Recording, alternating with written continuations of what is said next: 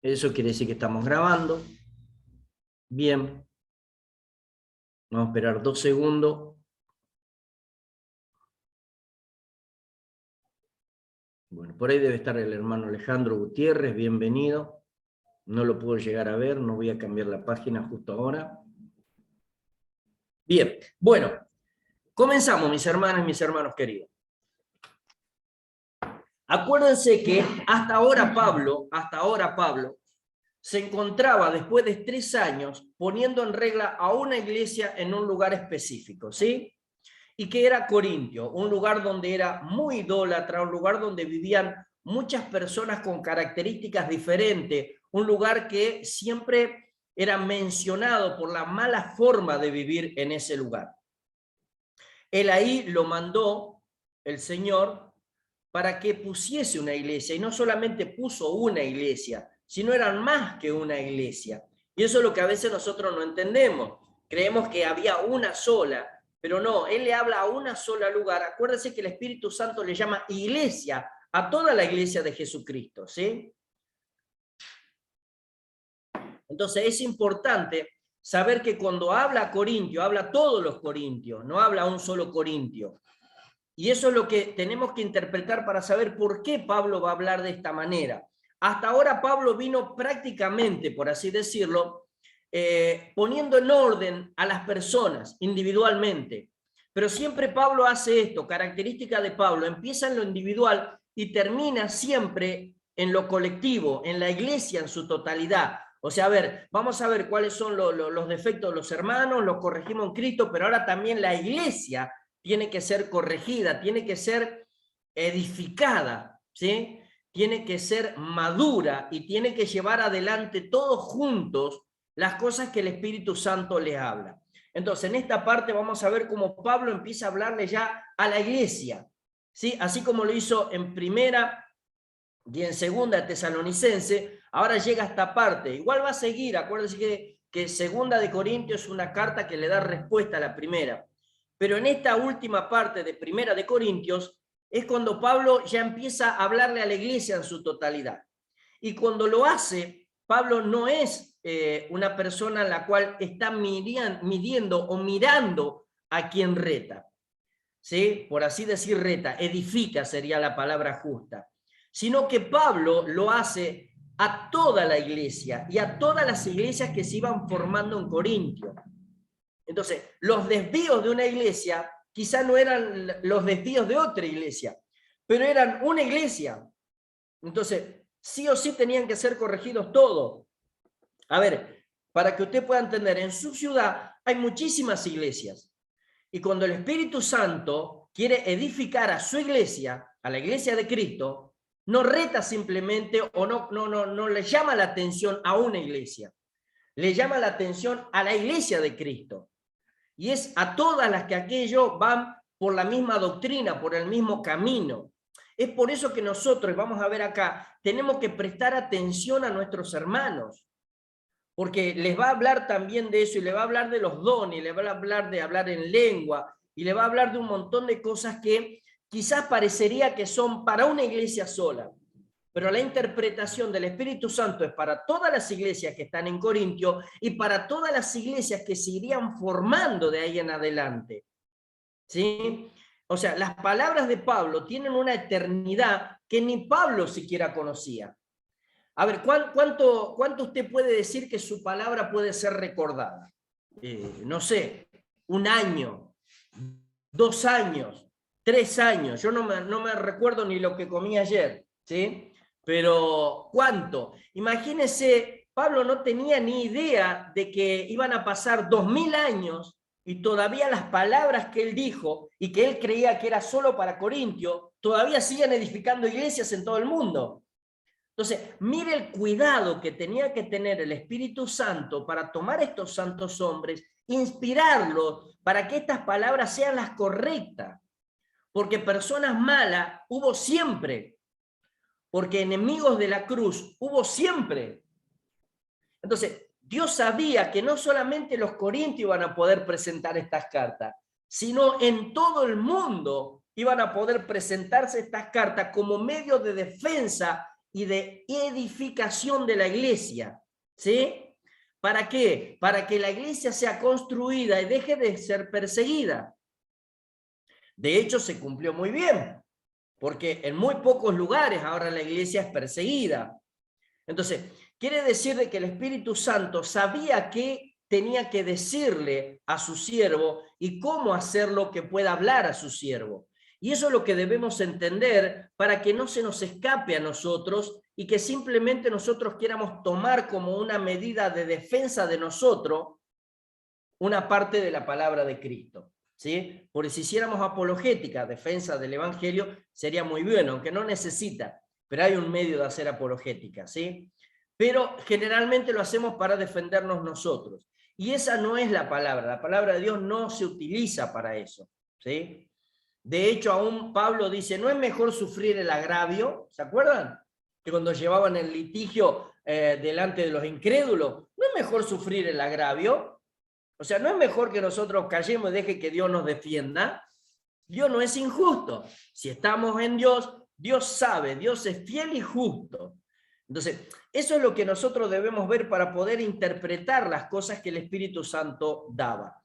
No significa de que hay mejores hijos o peores hijos. Ante Dios somos iguales.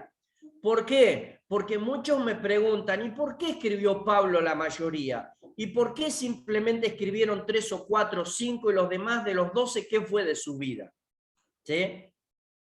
Esas cosas son según el propósito de Dios. Y según el propósito de Dios son los dones que derrama cada uno de sus hijos. Yo no creo que se haya sentido mal Dídimo porque no escribió un evangelio. Habrá tenido su tarea y habrá tenido su reconocimiento, ¿sí? No, nos habrá enojado Santiago, el hermano del Señor, Jesús, en la carne, por no haber hecho tampoco grandes escrituras. Pero era dependiendo del plan divino de Dios. Y eso es lo que nosotros debemos entender, porque acá les va a enseñar qué es un cuerpo. Y el cuerpo está conformado según el designio y el plan de Dios, no el designio y el plan humano.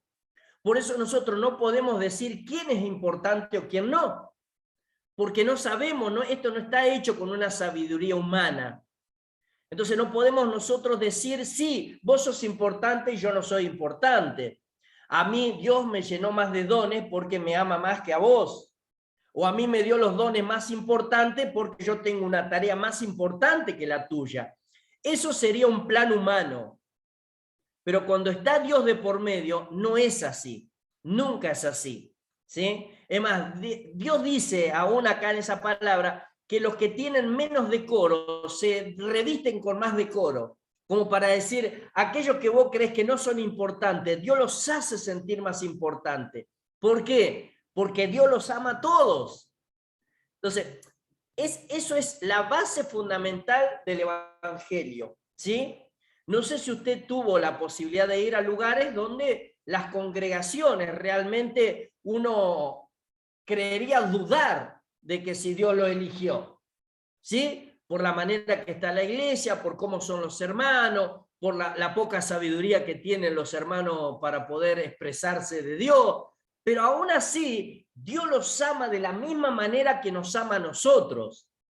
No hay en Dios que diga, no, mi hijo habla mejor de mí, por eso lo voy a amar más. No, ese no es Dios. Ese es el hombre, eso somos nosotros.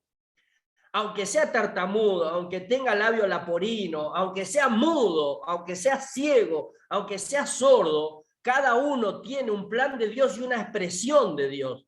Y eso es lo que va a hacer tratar de entenderle ahora a los corintios. Esta parte es muy linda porque tienen que entender los corintios cómo es Dios. Y es algo que él va a empezar de a poquito para que puedan entender realmente y en el clímax le va a hacer entender qué es un cuerpo. Porque después los corintios, acuérdense que se iban a encontrar con sus hermanos de Acaya, de adelante, de Macedonia, porque ahí se comercializaba. O sea que alguien de allá, un hermano que vino de Tesalónica, se iba a encontrar con uno de Corintio. Y el hecho era de que tenían que saber qué hacer. Ahora, Pablo estuvo 3 años, le escribe desde el otro lado, de Éfeso.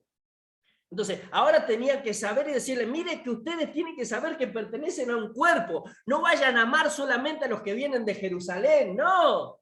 Ustedes también van a tener un montón de hermanos de otros lugares y esos son parte del cuerpo. No me vayan a andar preguntándole, a ver, ¿qué don te dio a vos? Para decirle, a ver, te traigo a mi casa si tenés de profecía. Porque Pablo dijo que el de profecía es el que más construye. ¿Hablar lengua solamente? No, hablar lengua solamente no, allá hay un hospedaje. Fíjate, andá y ponete allá. Entonces le tenía que hacer entender estas cosas. Esto se empezaba a hacer grande. Esto iba a ocupar todo el mundo, ¿sí? Y si no iba a venir a ver un hermano italiano y decir, no, vos sos romano, vos nos conquistaste, vos no sos hermano. Y esas cosas debía hacérselas entender. Y Dios usó de mucha misericordia para esta iglesia que era totalmente pagana e idólatra, ¿sí?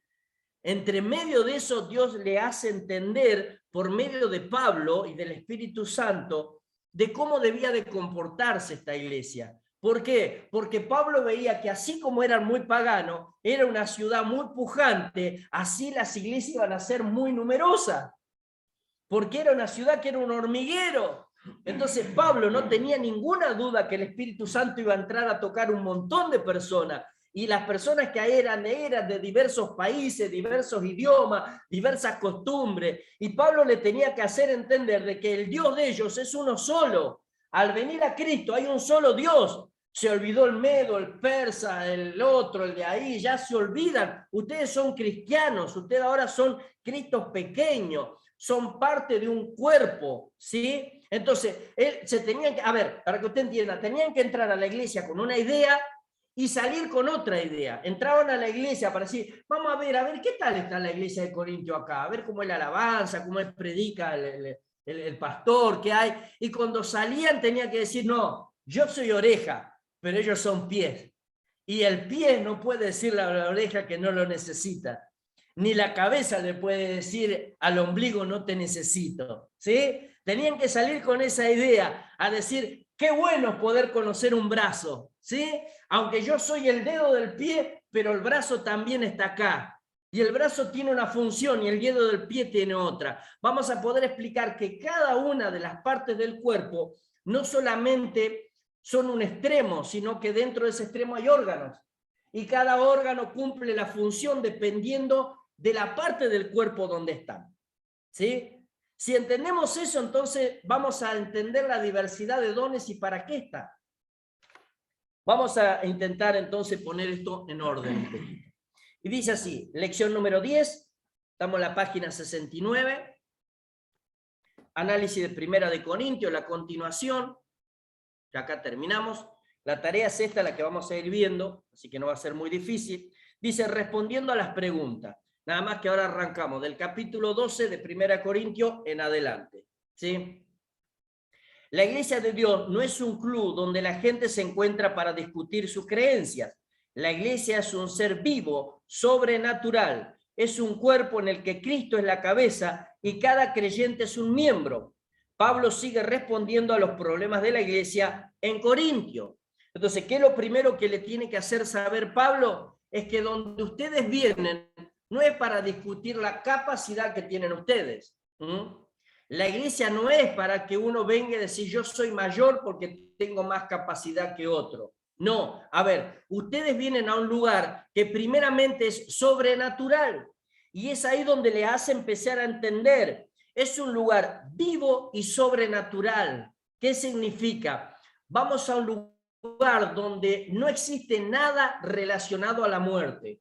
En la iglesia no existe nada relacionado a la muerte. Y usted me preguntará, ¿qué es lo relacionado a la muerte? La envidia, el maltrato, el egoísmo, la apatía, todas esas cosas corresponden a la muerte. Entonces la iglesia no se encuentra eso. Pero no solamente no se encuentra eso, sino se encuentra lo sobrenatural. En la iglesia, cuando uno entra a la iglesia de Jesucristo, a la congregación de Jesucristo, a los santos de Dios los nombra, hay un ambiente sobrenatural, les dice. No esperen entender todo lo que pasa ahí adentro.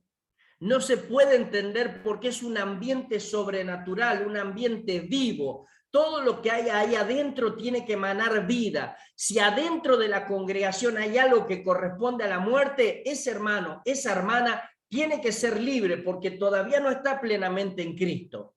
¿Me entiende? Pablo les empieza a hacer entender ahora cómo darse cuenta si la congregación está al nivel en el cual Cristo la puso. ¿Sí? A ver, le dice, escúchenme, si ustedes dicen que tienen una iglesia, tienen que saber que la iglesia tiene que corresponderse con lo que el Señor Jesús dijo. Por eso pasó 40 días, ¿sí?, después de su resurrección con sus discípulos, sin todavía tener el Espíritu Santo, hablándole del reino. Hechos capítulo 1. Entonces, ¿qué le dice? Escúchenme, si hay algo en la iglesia, en la congregación, que no corresponde a lo que dijo Jesús, ahí empezamos a tener problemas. Es un lugar donde hay vida y es un lugar sobrenatural. ¿Qué significa? No sé si usted vio alguna vez en su congregación o en alguna congregación que usted fue, algo sobrenatural que lo sorprendió. ¿Sí? Yo le contaba a mis hermanos ayer que en la iglesia donde yo nací al principio nos mandaban a hacer culto al costado de donde hacían culto mayor, como ser un culto más chiquitito. Pero cuando empezamos a unirnos en el Espíritu, los hermanos, venían personas que hacían cosas que nosotros no entendíamos. Venía una mujer que hacía como que sembraba semillas, y otro que venía y que cortaba como una espada, y venía otra persona que tiraba flechas. Y claro, nosotros no entendíamos esas cosas, y por ahí pensábamos que hasta nos iban a retar, porque decíamos, ¿qué están haciendo estas personas? Pero en realidad no estábamos entendiendo el ambiente sobrenatural donde había. Una persona viene y dice, yo atrás de ustedes veía lingote de oro. Y claro, nosotros todavía en la mente queríamos agarrar una pala, romper ahí, buscar. Pero eran las cosas que sobrenaturalmente estaban en ese ambiente, que se estaban edificando, que había un sistema de vida, no de muerte. Y esas cosas eran permitidas por el Espíritu Santo, más allá del discernimiento de espíritu, de saber cuando las personas quieren un protagonismo y no las tiene que dar la carne, sino el Espíritu Santo. Pero había cosas sobrenaturales, o sea, había un revuelo de lo que se tenía que ir y de lo que venía. Se tenía que ir la envidia, el odio, la maldad, el protagonismo, pero tenía que venir ¿qué? El amor, aquel que todo lo sufra, aquel que todo lo puede, aquel que no es jactancioso, ¿sí? Tenía que venir, y cuando usted está en lo correcto de Dios, suceden esas cosas. Entonces Pablo les empieza a decir, ustedes están equivocándose, ¿cómo está siendo el lugar de reunión de ustedes? ¿Sí? Si en el lugar de reunión de ustedes llegan gente que se ponen a un costado y hacen camaradería entre ellos, hay un problema de muerte. Si en el lugar donde ustedes van se consultan nada más que 3 o 4 y no todo el pueblo, hay un problema también ahí. Si en el lugar donde ustedes van no empiezan a saludarse entre todos y se gozan de todos los que vienen, hay un problema en ese lugar. ¿Me entiende lo que le estaba diciendo Pablo a los corintios? Le estaban señalando las cosas que ellos tenían que aprender a identificar. ¿Por qué? Porque en ese lugar había prodigios y milagros engañosos. Era tanta la presencia del mal que había aún sanidades que eran del diablo, no de Dios. Entonces Pablo tenía que enseñarle cómo identificar a lo que venía, a lo que tenía vida y no muerte. Porque el diablo te puede sanar, pero para llevarte con él. ¿Sí? Dios te liberta para que vos tengas la decisión de seguirlo a Dios, sí o no. Entonces, es otra cosa, obviamente, nosotros decir, descubrir a Cristo, no seguirlo, alabado sea el Señor, pero Él te da la oportunidad. Entonces, eso debía de enseñarles y de aprender. Ellos tenían que abrir los ojos espirituales. Dice, sobre los dones espirituales. Dice, a ver, hay una prueba. La prueba, vamos a leer 1 Corintios capítulo 12, versículo 1 al 3. No quiero, hermano, que ignoréis acerca de los dones espirituales. Sabéis que cuando erais gentiles se os extraviaba llevando como se os lleva a los ídolos mudos. Por tanto, os hago saber que nadie que hable por el Espíritu de Dios llama anatema a Jesús. Y nadie puede llamar a Jesús Señor sino por el Espíritu Santo. Bien, lee lo último y quiero que lea lo último de ese párrafo. Y nadie puede llamar a Jesús Señor, sino por el Espíritu Santo. Bien, ahora, ¿cuál era la prueba de que lo que estaba sucediendo en ellos realmente venía de Dios? Y ahora le voy a hablar de algo. La prueba era de que había hermanos de que tenían el Espíritu Santo. Pero ¿cómo se daban cuenta? Pablo, como le dice, ¿cómo me puedo dar cuenta? Usted, señor Pablo, ¿cómo me doy cuenta que yo tengo el Espíritu Santo? Y Pablo le decía, si usted llama a Jesucristo Señor, lo hace por el Espíritu Santo. Y si usted no se anima a decirle anatema al Señor Jesucristo, es por ese Espíritu Santo. ¿Sí? Ahora, mire lo que le estaba diciendo a la iglesia de Corintio, y escúcheme bien. Para nosotros saber si tenemos el Espíritu Santo, ¿qué dice ahí? Que llamamos Señor a Jesucristo. Y si tenemos el Espíritu Santo en nuestra vida, nunca podemos insultar a Jesucristo. ¿Sí? Yo me acordaba cuando leía esto, y volvía a recordarlo, que tenía un compañero de trabajo que cada vez que le pasaba algo, lo insultaba a Dios. ¿Sí? Con una palabra que es muy conocida. Y yo siempre lo miraba, y yo decía, no le puedo decir nada al principio, lo tengo que dejar, porque yo también hice eso. Cuando el problema era muy grande, cuando el dolor era muy grande, lo insultaba a Dios. Entonces yo decía, ahora entiendo, como los corintios, ahora entiendo por qué me molesta. Claro, me molesta porque yo sería incapaz ahora de decirle esas cosas a Dios. Una que no tiene la culpa y otra que pobre, me salvó y me dio vida eterna, está como para que me diga, encima. Sí, si vos sos el culpable, ¿qué culpa tengo yo? Hasta que después fui enseñándole a mi compañero de trabajo y después me decía, no lo hago solo porque estás vos. ¿Entendés? Yo le decía, no, pero está Dios, pero bueno. Pero, ¿qué es lo que quiero decirle? A ver, Pablo le estaba diciendo de que la identificación del Espíritu Santo era cuando reconocían a Dios y cuando reconocían la obra de Dios a través de Jesucristo.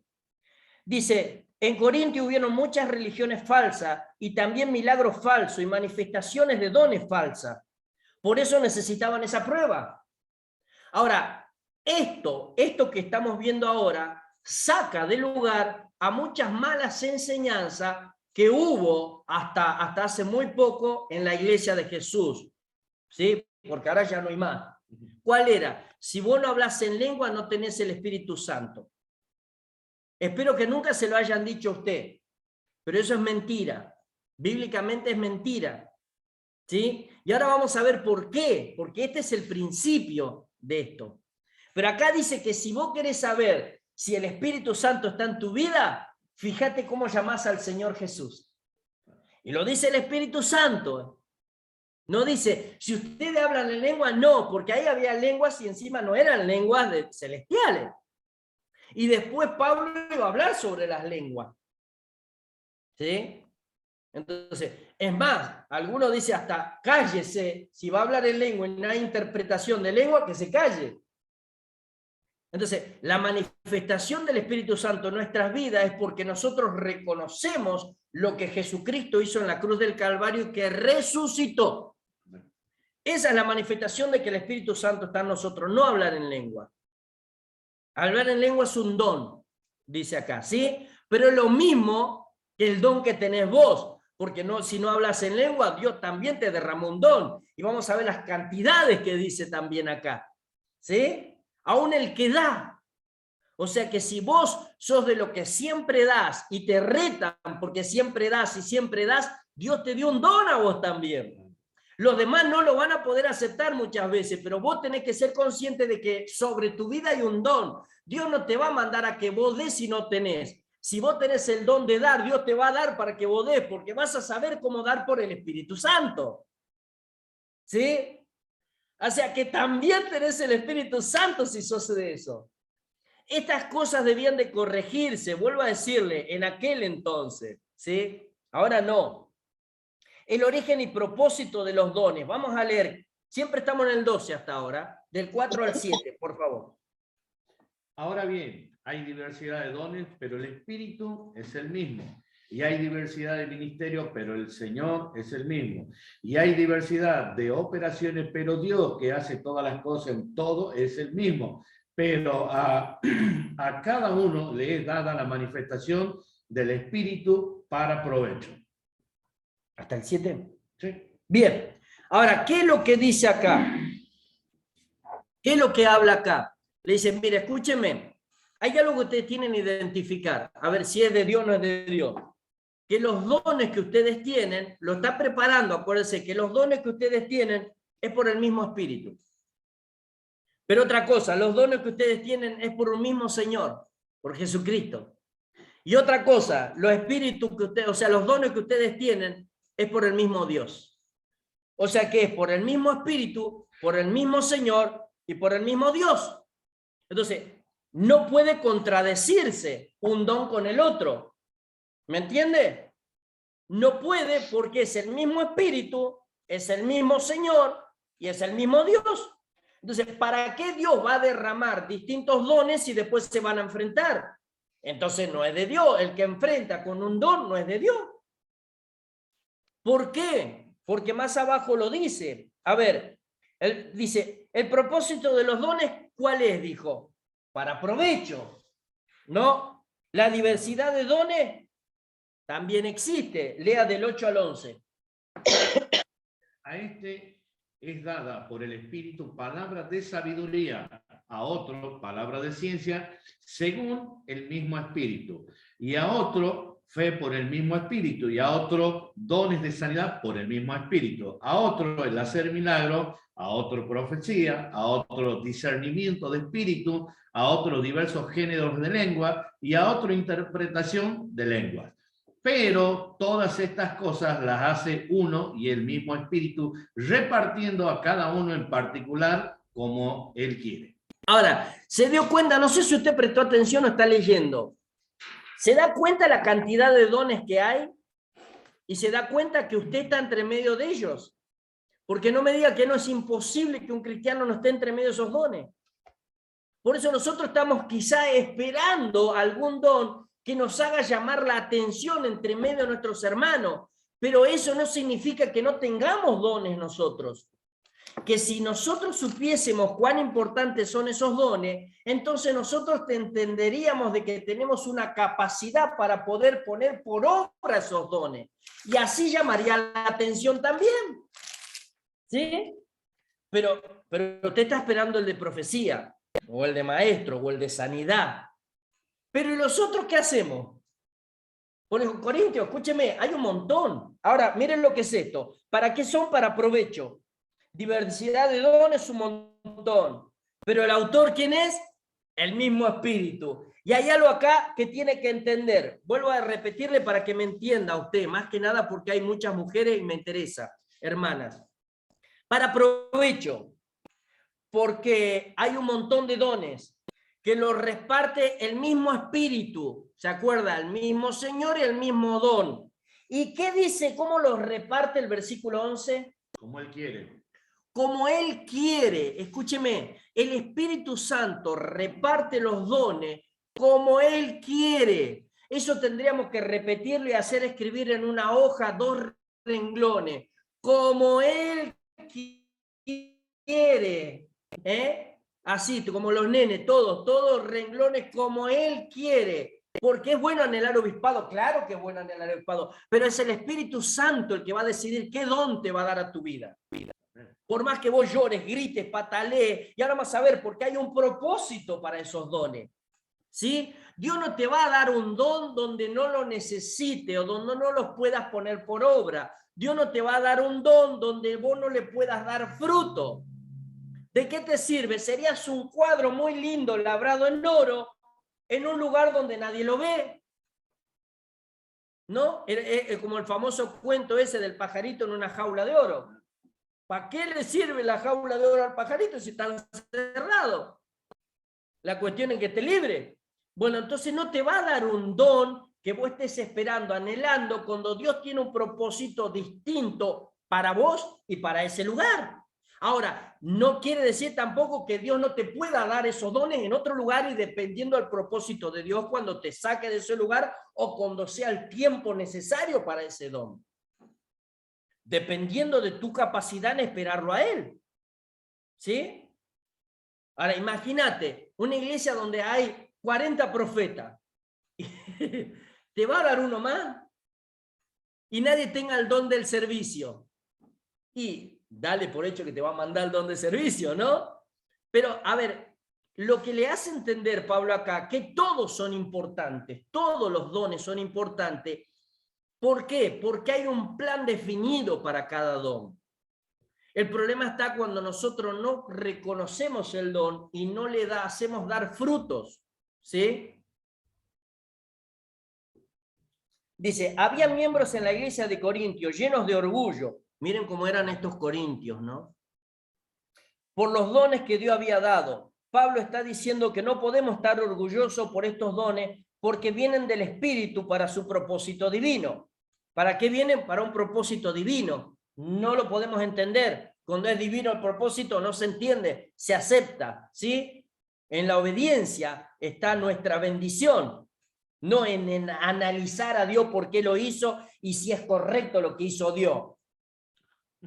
Hay mucha discusión sobre el significado de los dones, si todos existen hoy en día. El mensaje de este párrafo no es para enseñar el significado de los dones, pero sí para enseñar a no menospreciar ninguno de esos dones.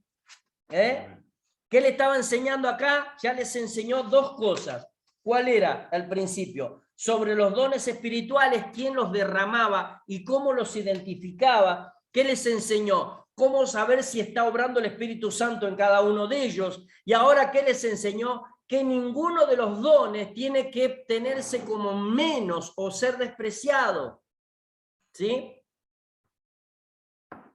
Porque esto viene según un plan divino. Y cuando viene un plan divino no se entiende en el hombre, sino se entiende en el espíritu. No va a ser como me pasó a mí en una iglesia, llegué de visita, me dice, siervo, qué bueno que llegó, estamos por levantar ministro, nos hace el honor, amén, ¿cómo que no? ¡Qué alegría! Y cuando me toca orar por el portero me dice, no, siervo, conmigo se confundieron, yo estoy para cosas más grandes. Yo no sabía si seguir orándolo o no sé, hacer titanes en el ring, ¿no? O mirar, no sé qué cara le he puesto, ¿no? Pero medio se asustó el hermano. Porque qué mejor honor que cuidar la puerta de la iglesia. No entiendo, qué mejor honor que ser el primero que recibe las almas. Dice que de una parte de la familia de Obed-Edom, los más fuertes fueron puestos como porteros, ¿sí? ¿Por qué? Nadie podía entrar si no tenía el permiso de la familia de Obed-Edom. Ellos tenían discernimiento de quién venía a adorar a la casa de Dios y quién no. Cuando lo veía decir, no, vos no venís a adorar, vos venís a destruir, vaya. Y eran grandotes, no eran cualquiera, ¿entendés? Como para decirle, yo entro igual, no, encima mis parientes son como 25.000. ¿Qué mayor honor que poder darle una perla a tu hermano, de cambiarle el estado de angustia a alegría? ¿Qué mejor que decirle a tu hermano cuánto te estábamos esperando, abrazarlo y decirle bendito del Señor para que las tinieblas huyan de tu hermano, de tu hermana y venga con el corazón dispuesto para poder escuchar la alabanza, la adoración y el mensaje? No hay nada más lindo que mis hermanos Portero y mis hermanos Sugiere, porque ellos son los que están permanentemente al cuidado, dice. Hay una parte que dice que de la casa de Obed-Edom cuida el tesoro de la casa del rey. Y el tesoro de la casa del rey son las almas. Ellos están al cuidado de las almas. ¡Qué lindo! Por eso digo, no vayas a despreciar un don tan hermoso. O sea, eso es lo que le estaba haciendo entender. ¿Cómo despreciar un don? ¿Cómo despreciar un don? Mire, yo quiero que leamos, por favor, le vamos a pedir al hermano que lea el versículo 8 al 11 y prestémosle atención. Porque a este dado por el Espíritu palabra de sabiduría, al otro palabra de ciencia, según el mismo Espíritu. a otro fe por el mismo Espíritu, y a otros dones de sanidades por el mismo Espíritu, a otro el hacer milagro, a otro profecía, a otro discernimiento de espíritu, a otros diversos géneros de lengua y a otro interpretación de lengua. Pero todas estas cosas las hace uno y el mismo Espíritu, repartiendo a cada uno en particular como él quiere. ¿Vio que le dijo? Que le dio el don de fe. Gloria sea al Señor. Qué bueno es encontrar un hermano con el don de fe. Qué lindo, ¿no? Cuando nosotros decimos, y no sé, siervo, ya esta es la tercera vez, cuarta que cae el hermano. Y sale uno y dice, pero yo sé que Dios lo va a cambiar. Voy a orar más todavía, porque sé que el hermano está batallando. Hay algo dentro de su corazón que le va a decir, lo va a redarguir, lo va a agarrar como un trapo de piso, lo va a estrujar. Pero sé que el hermano va a estar con nosotros adorando. Gloria sea al Señor, ¿no? Esos hermanos que vos lo mirás medio costado y decís, bueno, si él tiene fe, claro, porque es un don.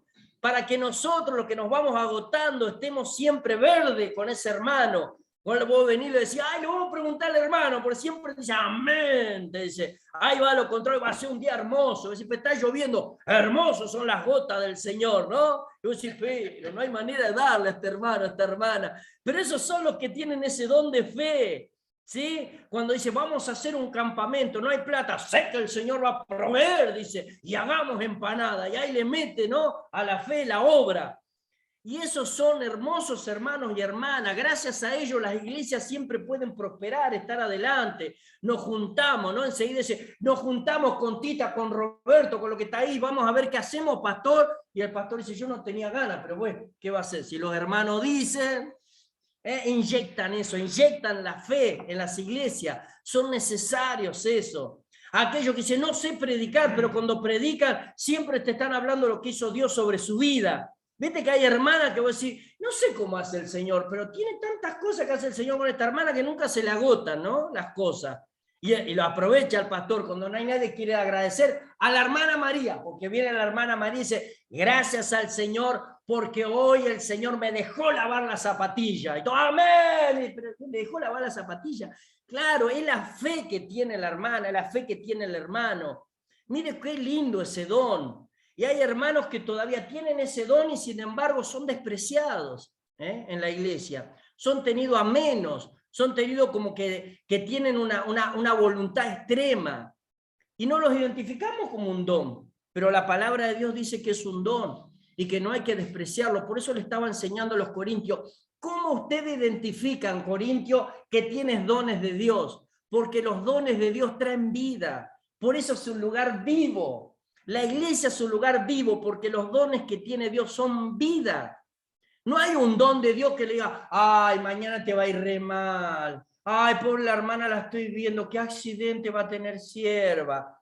Ese no es de Dios, ¿sí? Entonces los corintios tenían mucho de eso y usted tiene que aprender a identificar los dones que están en ustedes. No cualquiera. Y cuando ustedes escuchen esas cosas, hablen con la hermana, órenla, repréndala, sáquenle al hermano lo que tiene, porque no es de vida, eso es de muerte. ¿Sí? No podés estar maldiciendo a tus hermanos o tirando para abajo la obra de Dios. Entonces, mire cuántas cosas lindas que le está enseñando Pablo acá. Ahora le va a enseñar sobre la unidad de la iglesia. Le va a decir algo en el versículo 12, por favor.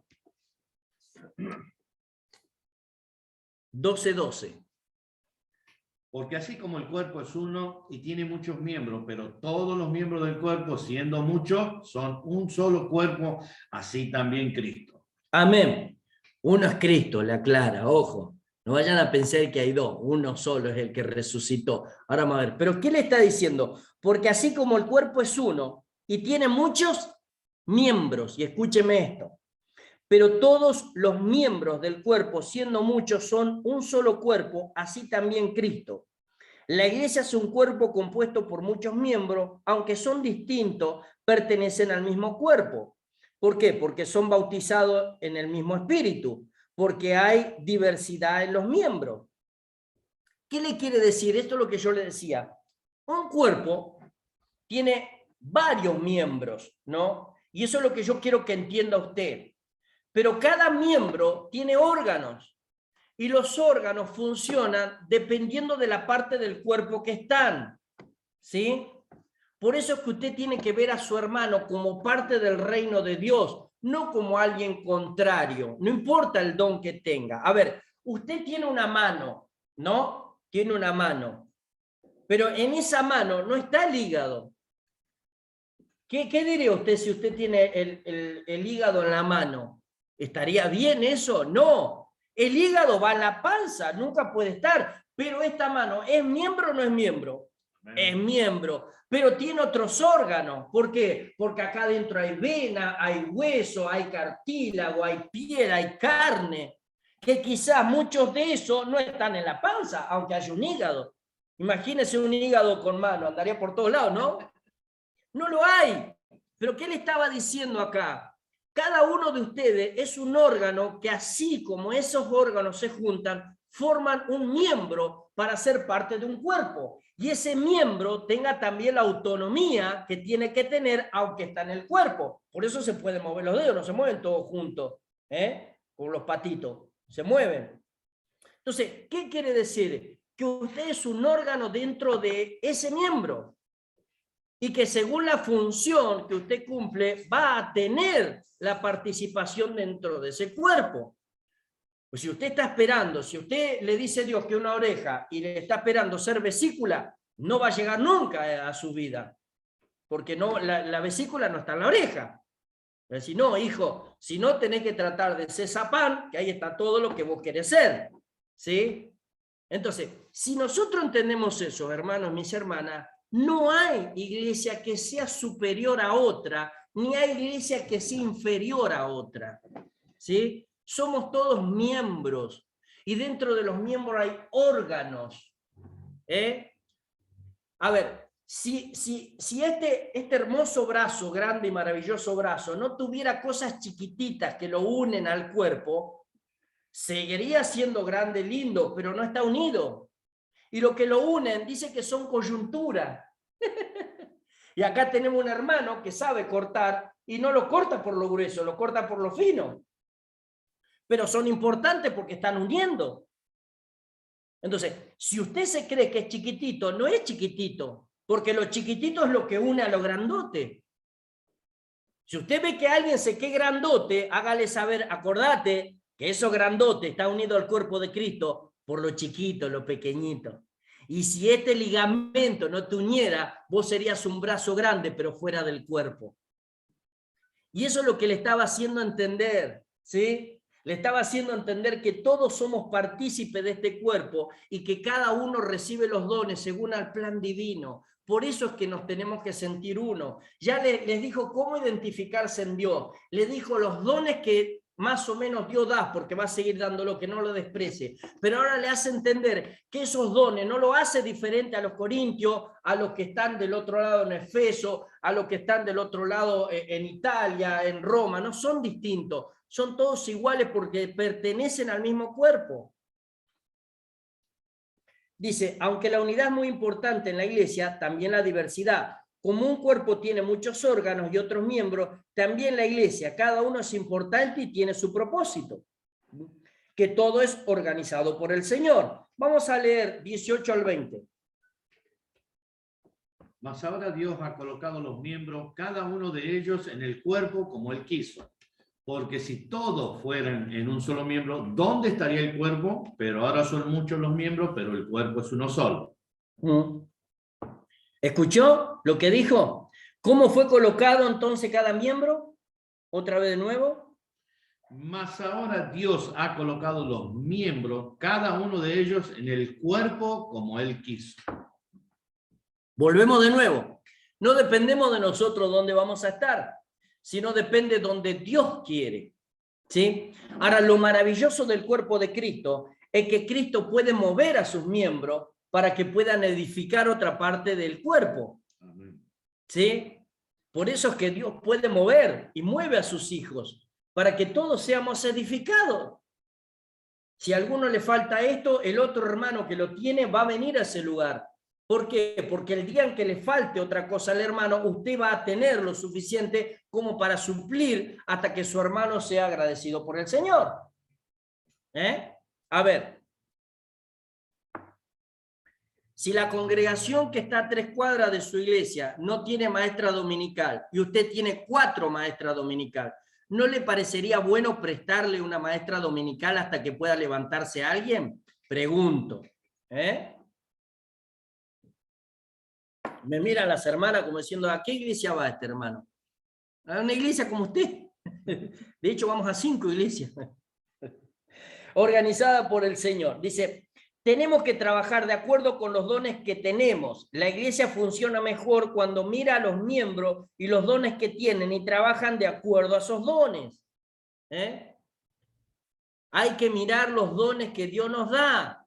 Porque si anhelamos y buscamos y no sabemos qué es lo que Dios nos dio, no podemos saber la capacidad que tenemos para reproducirnos. Dice así, la relación entre los miembros. Vamos a leer 26 y 27, capítulo 12, 26 y 27. De manera que si un miembro padece, todos los miembros se duelen con él. Y si un miembro recibe honra, todos los miembros con él se gozan. Vosotros pues sois el cuerpo de Cristo y miembros cada uno en particular. Bien, entonces, todos son importantes. Todos tienen que saber de que todos son de parte del Señor. Entonces, cuando a alguien le pasa algo, todos debemos estar en la misma situación a causa del malestar de nuestro hermano. Y cuando alguien tiene honor, todos estamos alegres a causa de la situación de nuestro hermano o de nosotros, ¿sí? Entonces, eso es para saber de que todos tenemos que saber cómo comunicarnos con nuestros hermanos. Le estaba diciendo a Corintio, pero vuelvo a decirlo, usted piensa en una iglesia y había muchas iglesias en Corintio, muchas congregaciones se estaban haciendo. Entonces le estaba diciendo, en esos lugares tienen el mismo problema que ustedes. Hay algunos que no conocen los que son de Dios y todavía tienen idolatría dentro de sus corazones, ¿sí? Hay falsas religiones, hay falsos designios del mal. Pero cuando ustedes se identifiquen, acuérdense que así como ustedes saben que hay gente de Dios, sus hermanos del otro lado también hay gente que es originalmente de Dios. Entonces, ámense, porque de lo contrario no van a saber cómo identificarse. No se desprecien. Dice así, el plan perfecto de Dios. Otra vez Pablo enseña que Dios distribuyó los dones y los cargos de acuerdo a su plan. No es un plan humano. ¿Sí? La respuesta del creyente, versículo 31. Procurad, pues, los dones mejores, más yo muestro un camino aún más excelente. Bien, entonces, ¿cuáles son los dones mejores que tiene el Señor? Todos los que identifican, todos los que edifican a la iglesia. Esos son. Ahora, dice que yo mostraré un camino mejor. Pablo hasta ahora los vino preparando. Pablo hasta ahora le dijo, identifiquen entre ustedes quiénes son del Espíritu Santo.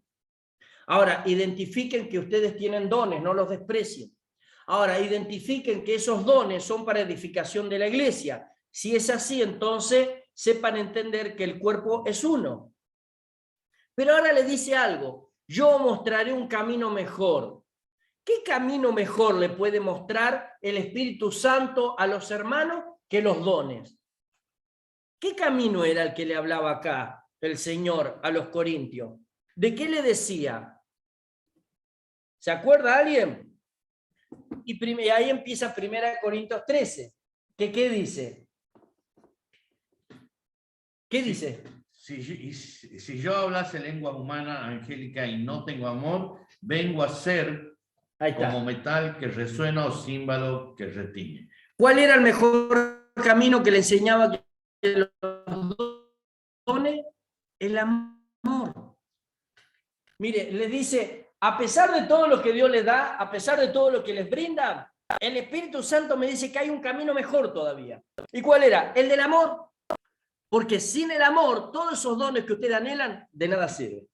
Qué bárbaro, ¿no? Que es el Señor, ¿eh? Porque le dice, ustedes pueden tener, sí tienen dones. ¿Y son todos iguales? Sí, son todos iguales. Y soy del Espíritu, usted es del Espíritu Santo. Pero ¿cuál es la condición mayor para que ese don dé fruto? El amor. Me mató cuando dijo eso, ¿no? Ya no sirvo, dijo. Ahí quedé. La preeminencia del amor. Si el amor, dice, sin el amor los dones no valen. El amor es la respuesta a las divisiones que se encontraron en la iglesia de Corintio. Vamos a leer, a ver, primero que dice 1 Corintios 13, del 1 al 4. Si yo hablase lenguas humanas y angélicas y no tengo amor, vengo a ser como metal que resuena o címbalo que retiñe. Y si tuviese profecía y entendiese todos los misterios y toda ciencia, y si tuviese toda la fe de tal manera que trasladase los montes y no tengo amor, nada soy. Y si repartiese todos mis bienes para dar de comer A los pobres. sí, dar de comer a los pobres, y si se entregase mi cuerpo para ser quemado y no tengo amor, de nada me sirve. El amor es sufrir. No, hasta ahí nomás. Listo. Bien, ahora, fíjense una cosa. Pablo los termina de levantar a todos y con esto medio como que los derrumba un poquito, porque le dice, ¿qué dones estaban anhelando ustedes? Porque después le va a decir cuáles son los mejores, ¿no? Y les va a diferenciar entre uno y el otro. Pero si ustedes qué están, imagínense, ustedes están delante de la iglesia de Corintio, hay un montón, 3.000 hermanos están delante de ustedes. Y ustedes le dicen, a ver, el Espíritu Santo los manda a ustedes a enseñar. Y dice, a ver, ¿quién le gusta tener dones? Y todos levantan, ¿no? La mano. Bueno, a ver, ¿quiénes quieren don de profecía? Y un montón levantan. A ver, ¿quién quiere don de ciencia? Y todos levantan, ¿no? A ver, ¿quién quiere el don de sanidad? Un montón de manos. A ver, ¿quién quiere el don de dar mucho? Uno solo.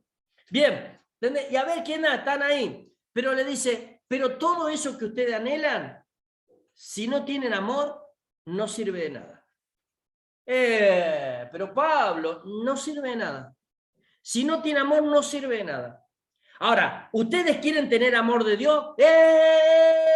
Bueno, yo les voy a explicar cómo es el amor de Dios para que ustedes, con esos dones que tienen, si tienen el amor de Dios, lo van a llevar para adelante así nomás. No es difícil. Fíjense cómo es el amor de Dios. Versículo 4 al 7. El amor es sufrido, es benigno, el amor no tiene envidia, el amor no es jactancioso, no se envanece, no hace nada indebido, no busca lo suyo, no se irrita, no guarda rencor, no se goza de la injusticia, más se goza de la verdad. Todo lo sufre, todo lo cree, todo lo espera, todo lo soporta. ¡Ay, quedé descalificado ya en lo primero que dijo, hermano! Chao. Ahí se bajaron todas las manos, se fueron, quedaron ustedes solos, se fue la iglesia de Corintios, no quedó nada. Ya cuando dice todo lo sufre, basta, por favor, más todavía. No es envidioso, no es jactancioso. Pero no puede decir aunque sea, no, nada, no es jactancioso. No se envanece. Bueno, quieren los dones, pero primero tienen que tener el amor de Dios, ¿no? Mire cómo hace el Señor para que puedan entender, la iglesia de Corintios, no nosotros, ¿no? Para que puedan entender cómo son acompañados esos dones, cómo tenemos que anhelar esos dones. Si nos llenamos de amor de Dios primero, esos dones vienen. ¿Qué significa? En algún momento, aunque sea un cachito, así llenamos. Un cachito así llenamos, por eso Dios nos derramó dones. ¿Sí? Aunque ahora andemos desviados en esto del amor. Pero un cachito así en algún momento, digo, por eso derramó dones el Señor en nuestras vidas. Porque no derramaría dones si no tenemos el amor de Dios. Porque Dios no te va a dar un don simplemente para que vos te hagas ver. Pues no te va a dar un don para que vos no lo pongas por obra. Pues no te va a dar un don para que simplemente vos te jactes de ese don. Si no lo va a hacer para la edificación de su iglesia. En algún momento de tu vida, llenaste esa capacidad de amor. Por eso Dios te derramó un don. Aunque quizás ahora nos hayamos olvidado y nos fuimos más para el don que el amor. Porque en un momento dado, cuando vos no quisiste el don, querías el amor. ¿No te pasó muchas veces que te dijeron, no, vos vas a hacer ujier? No, ¿qué voy a hacer yo ujier? Vos vas a hacer copas. ¿Qué voy a hacer copastor? No, yo me escondo. Ni loco, evangelista, ¿qué voy a hablar? Me muero, yo voy a subir ahí. ¿Qué digo? Me tartamudeo todo y me muero. Ahí estaba lleno del amor de Dios. Porque no anhelabas el estar en aquel lado. Entonces Dios se dio cuenta de que estaba lleno del amor de Dios y te lo dio. ¿Sí? Porque sé que ahora lo va a hacer con temor y con temblor. Porque ahora sé que Él lo va a hacer ¿para qué? Para que dé frutos. Pero primero nos llenó del amor de Dios. Y eso es lo que le estaba diciendo a los corintios. Así se van a identificar ustedes, no en que tengan dones, sino en que tengan el amor de Dios. ¿Y cómo? Léanlo siempre, ¿sí? El amor es sufrido, dice. Entonces, ahí es donde vamos a nosotros entender por qué Dios en algún momento derramó un don. Esa famosa frase, ¿se acuerda que todos decimos, ay, tenemos que volver al primer amor? Volver al primer amor significa volver al amor de Dios, a tener estas características del amor de Dios, que estas características son las que son necesarias para mantener los dones. Cuando nosotros tenemos ese amor de Dios, mantenemos esos dones tienen capacidad de desarrollarse, esos dones se hacen ver, se sobresalen de los otros, pero no para captarse, sino para saber que el don de Dios está ahí a causa del amor de Dios que está en tu corazón. Eso es lo que le enseñaba. Y qué bonito, ¿no? Qué bonito. Dice, el amor es eterno. Por eso el Señor quiere que tengas el amor de Dios, porque es eterno. Vamos a leer del 8 al 13. Del 8 al 13. El amor nunca deja de ser, pero las profecías se acabarán, y cesarán las lenguas, y la ciencia acabará. Porque en parte conocemos y en parte profetizamos, mas cuando venga lo perfecto, entonces lo que es parte se acabará. Cuando yo era niño, hablaba como niño, pensaba como niño, jugaba como niño, mas cuando ya fui hombre, dejé lo que era de niño. Ahora vemos por espejo, oscuramente, mas entonces veremos cara a cara. Ahora conozco en parte, pero entonces conoceré como fui conocido. Amén. ¿Sabe por qué decía esto? Más allá de que el amor es el que va a estar en él, porque cuando estemos con él no vamos a necesitar profecía, ni vamos a necesitar lengua, vamos a necesitar el amor que nos derrame para adorarlo eternamente. Pero ¿sabe por qué acá dice, ahora veo como por espejo oscuramente? Eso es una parte que me gusta aclararla para que todos sepan, porque los espejos en aquel entonces no eran de vidrio y un metal atrás que refleje, ¿sí? Eran de metal y generalmente era de bronce y se tenía que pulir muy bien para poder mirarse, ¿sí? Pero a causa del lugar donde estaban siempre se llenaban de tierra, por eso se veía oscuramente, por eso dice, ahora vemos como espejo, oscuramente, ¿sí? Por eso las mujeres lo usaban de bronce y lo pulían tanto para poder verse lo mejor que sea posible. Por eso es que decía así. Pero dice, las lenguas cesarán y el don del conocimiento y profecía terminarán cuando venga lo perfecto.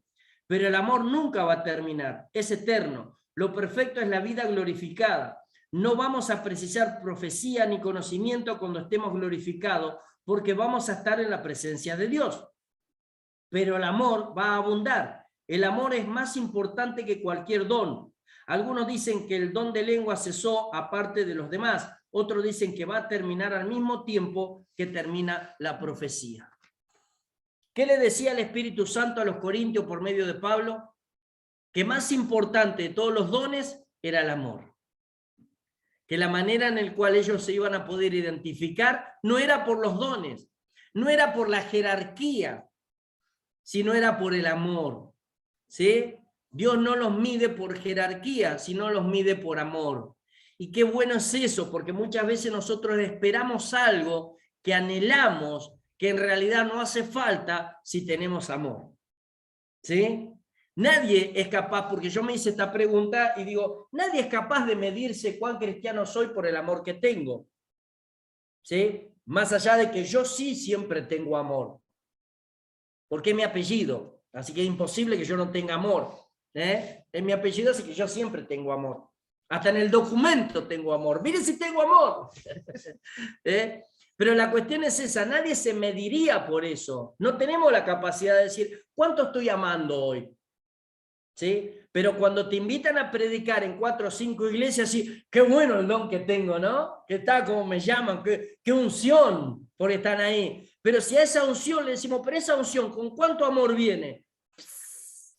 Le desinflamos el globo, la nube, le pinchamos la nube. ¿Sí? Porque para Dios es más importante el amor que vos tengas que el don que está sucediendo en tu vida. ¿Sí?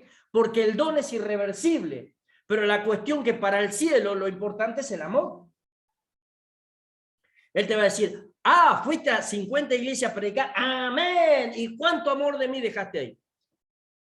Qué pregunta. No se la van a hacer a ninguno de los siervos que vienen a predicar, por favor. O después me va a agarrar el pastor de usted, me va a correr por todos lados. ¿Sí?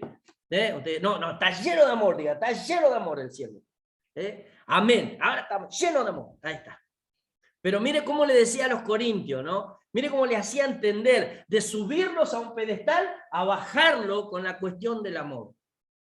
Porque se habrán quedado mirando, reflexionando. ¿Por qué él tenía que seguir hablando? Porque las cuestiones eran corregir esa iglesia para que ellos pudiesen nacer de una buena manera, porque la intención es que sean eternos.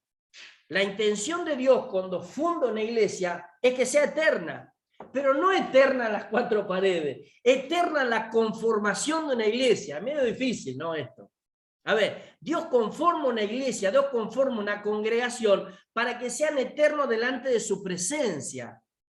Aunque usted se mude de lugar, aunque hoy esté acá y mañana esté allá, la cuestión es que usted es iglesia. Entonces, como iglesia, Dios quiere que usted sea eterno. Cuando usted recibe en una congregación al Señor Jesús como su Señor y Salvador, Él lo ve eterno, Él ya lo ve al lado de Él. Somos nosotros los que a veces nos desviamos. Pero no, Él no tiene la intención de vernos desviados. Él quiere que encima que haya reproducción. Porque dice que Él quiere que todos sean salvos. Dice ahora, pasa así, capítulo 14, el don de lengua. Procurar los dones que edifican a la iglesia, dice, ¿no? A ver, vamos a leer del 1 al 5. Seguid el amor y procurar los dones espirituales, pero sobre todo que profeticéis, porque el que habla en lengua no habla a los hombres, sino a Dios, pues nadie le entiende, aunque por el Espíritu habla misterio. Pero el que profetiza habla a los hombres para edificación, exhortación y consolación. El que habla en lengua extraña a sí mismo se edifica, pero el que profetiza edifica a la iglesia. Así que quisiera que todos vosotros habléis en lengua, pero más que profeticéis, porque mayor es el que profetiza que el que habla en lengua, a no ser que las interprete para que la iglesia reciba edificación. Amén. Ahora, fíjense cómo empieza a decirle de nuevo. A ver, muchachos, hay que saber cómo es esto de poder construir la iglesia, de poder edificar la iglesia, de poder llevar adelante la iglesia, porque él lo veía que iban a crecer. Entonces sabía que debía de tener un orden este crecimiento. Entonces le dice, los que hablan en lenguas extrañas, ¿a quién se edifican? A ellos, porque no se entienden. Pero dice, el que profetiza, ¿a quién edifica? A la iglesia. Entonces, a ver, la iglesia recibe edificación si los que hablan en lengua, ¿qué? Se interpretan. Entonces, ahí sí van a edificar. Si hablan en lenguas, ¿sí? Angélicas, ¿sí? O en lenguas, quiere decir que tiene que alguien orar para que haya alguien que la interprete. Así, entonces, la iglesia es edificada. Y si no, procuren el espíritu de profecía, porque el espíritu de profecía va a ¿qué? A acrecentar el conocimiento de lo que quiere Dios sobre la iglesia. Hay dos cosas que tenemos que ver acá, que en realidad es una. Los dos dones, el de lengua con interpretación y el de profecía, construyen la iglesia, edifican la iglesia. No edifican a uno solo. ¿Me va entendiendo? Edifican la iglesia, los dos dones, escrito por el Espíritu Santo que tomó a Pablo, a la iglesia. No a uno solo. No habla, dice, el que profetiza al hermano, construye al hermano, edifica al hermano. El que habla en lengua y lo interpreta, edifica al hermano. No dice acá, a la iglesia, dice. ¿Sí? Entonces empieza a conocer usted cuando viene un espíritu de profecía a la iglesia. ¿Ah? Bien. Dice, la lengua sin interpretación no tiene valor en el culto. Vamos a leer versículo 12. Así también vosotros, dice. Así también vosotros, pues que anheláis dones espirituales, procurad abundar en ellos para edificación de la iglesia. Amén. Dice, las lenguas sin interpretación no son racionales. Vamos a ver del 13 al 19. Por lo cual, el que habla en lengua extraña pida en oración poder interpretarla. Porque si yo oro en lengua desconocida, mi espíritu ora, pero mi entendimiento queda sin fruto. ¿Qué pues? Oraré con el espíritu, pero oraré también con el entendimiento. Cantaré con el espíritu, pero cantaré también con el entendimiento. Porque si bendices solo con el espíritu, el que ocupa el lugar de simple oyente, ¿cómo dirá el amén a tu acción de gracia? Pues no sabe lo que has dicho. Porque tú, a la verdad, bien das gracia, pero el otro no es edificado. Al 19.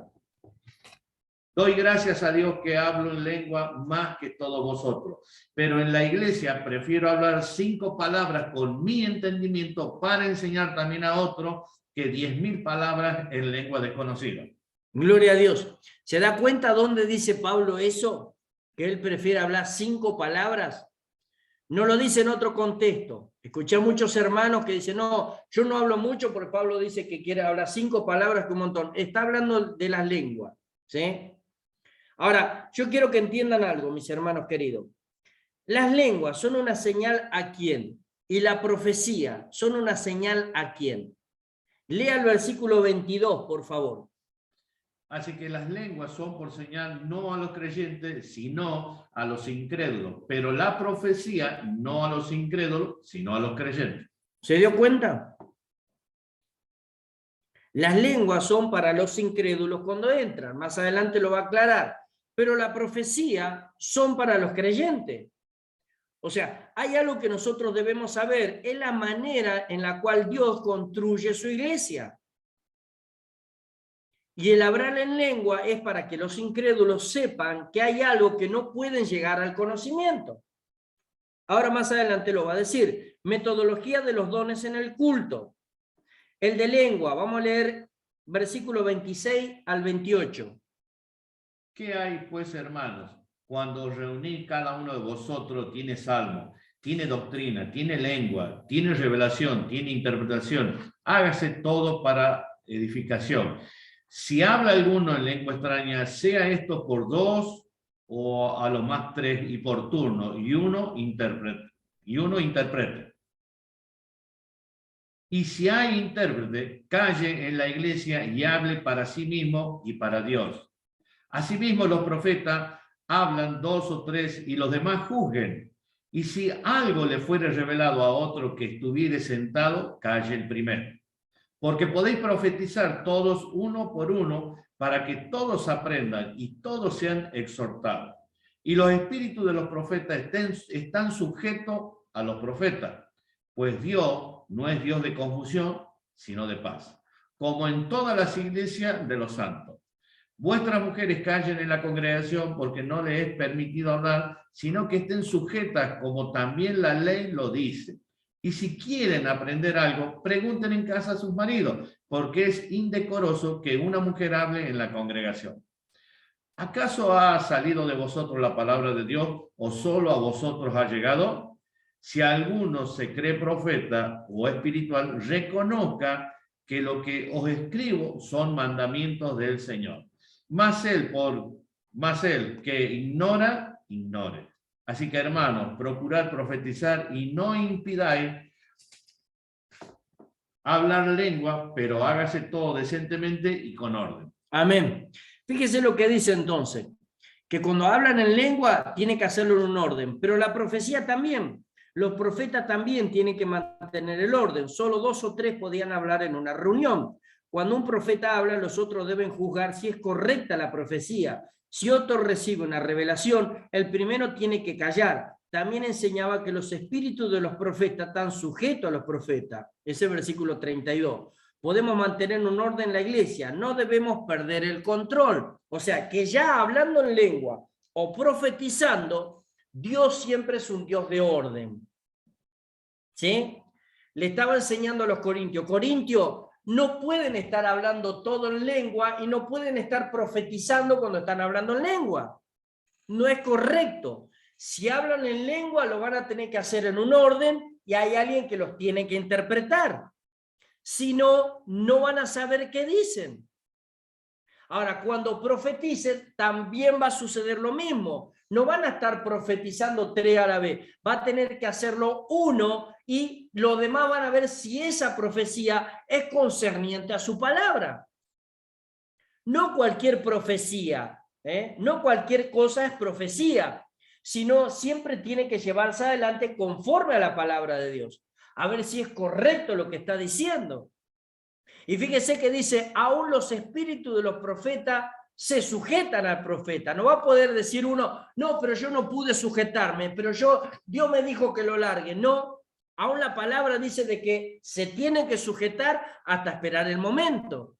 Habla de ese hermoso orden que hay en las iglesias.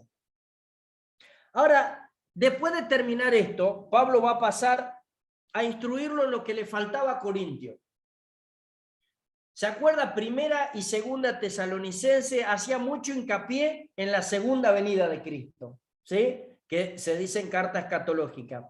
Ahora, lo que a estos muchachos les faltaba era sobre la resurrección. Tenían un problema muy grande en creer en la resurrección, no de Cristo, sino la de ellos. Entonces el Espíritu Santo dice, bueno, ahora vamos a ver cómo es esto de la resurrección, porque ustedes tienen algo que es el corazón del Evangelio, y es la resurrección de Cristo, pero la de ustedes también. Porque si ustedes creen que Cristo resucitó, bien, van a ser salvos, pero ustedes tienen que creer de que ustedes van a resucitar también. Y ahí es donde empieza a instruirlo en todos estos errores que tenían conforme a la resurrección de Cristo y de ellos. Y dice así, en ningún otro lugar en las Escrituras se encuentra más información sobre la resurrección.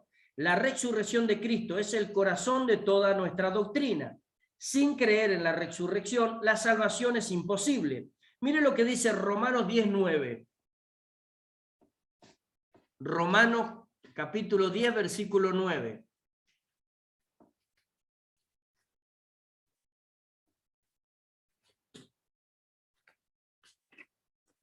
Es cortito. Que si confesares con tu boca que Jesús es el Señor y creyeres en tu corazón que Dios le levantó de los muertos, serás salvo. ¿Qué le dice ahí? Mire que ustedes tienen que creer de que Jesucristo resucitó. No pueden entrar en el Evangelio sin creer de que Él está vivo. Porque si Él no está vivo, ustedes no tendrían vida. Y ahí empieza a decirle un gran problema que había en esa iglesia. Dice, en Corintio había confusión sobre la resurrección, pero no la de Cristo, sino acerca de las suyas propias. La certeza de la resurrección de Cristo. Jesús es ejemplo. Si Él no resucitó, nosotros tampoco. Pero podemos ver con certeza que Jesús resucitó y entonces nosotros también. ¿No? La importancia de la resurrección. A ver, vamos a ver capítulo 15, versículo 12 al 19. Pero si se predica de Cristo que resucitó de los muertos, ¿cómo dicen algunos entre vosotros que no hay resurrección de muertos?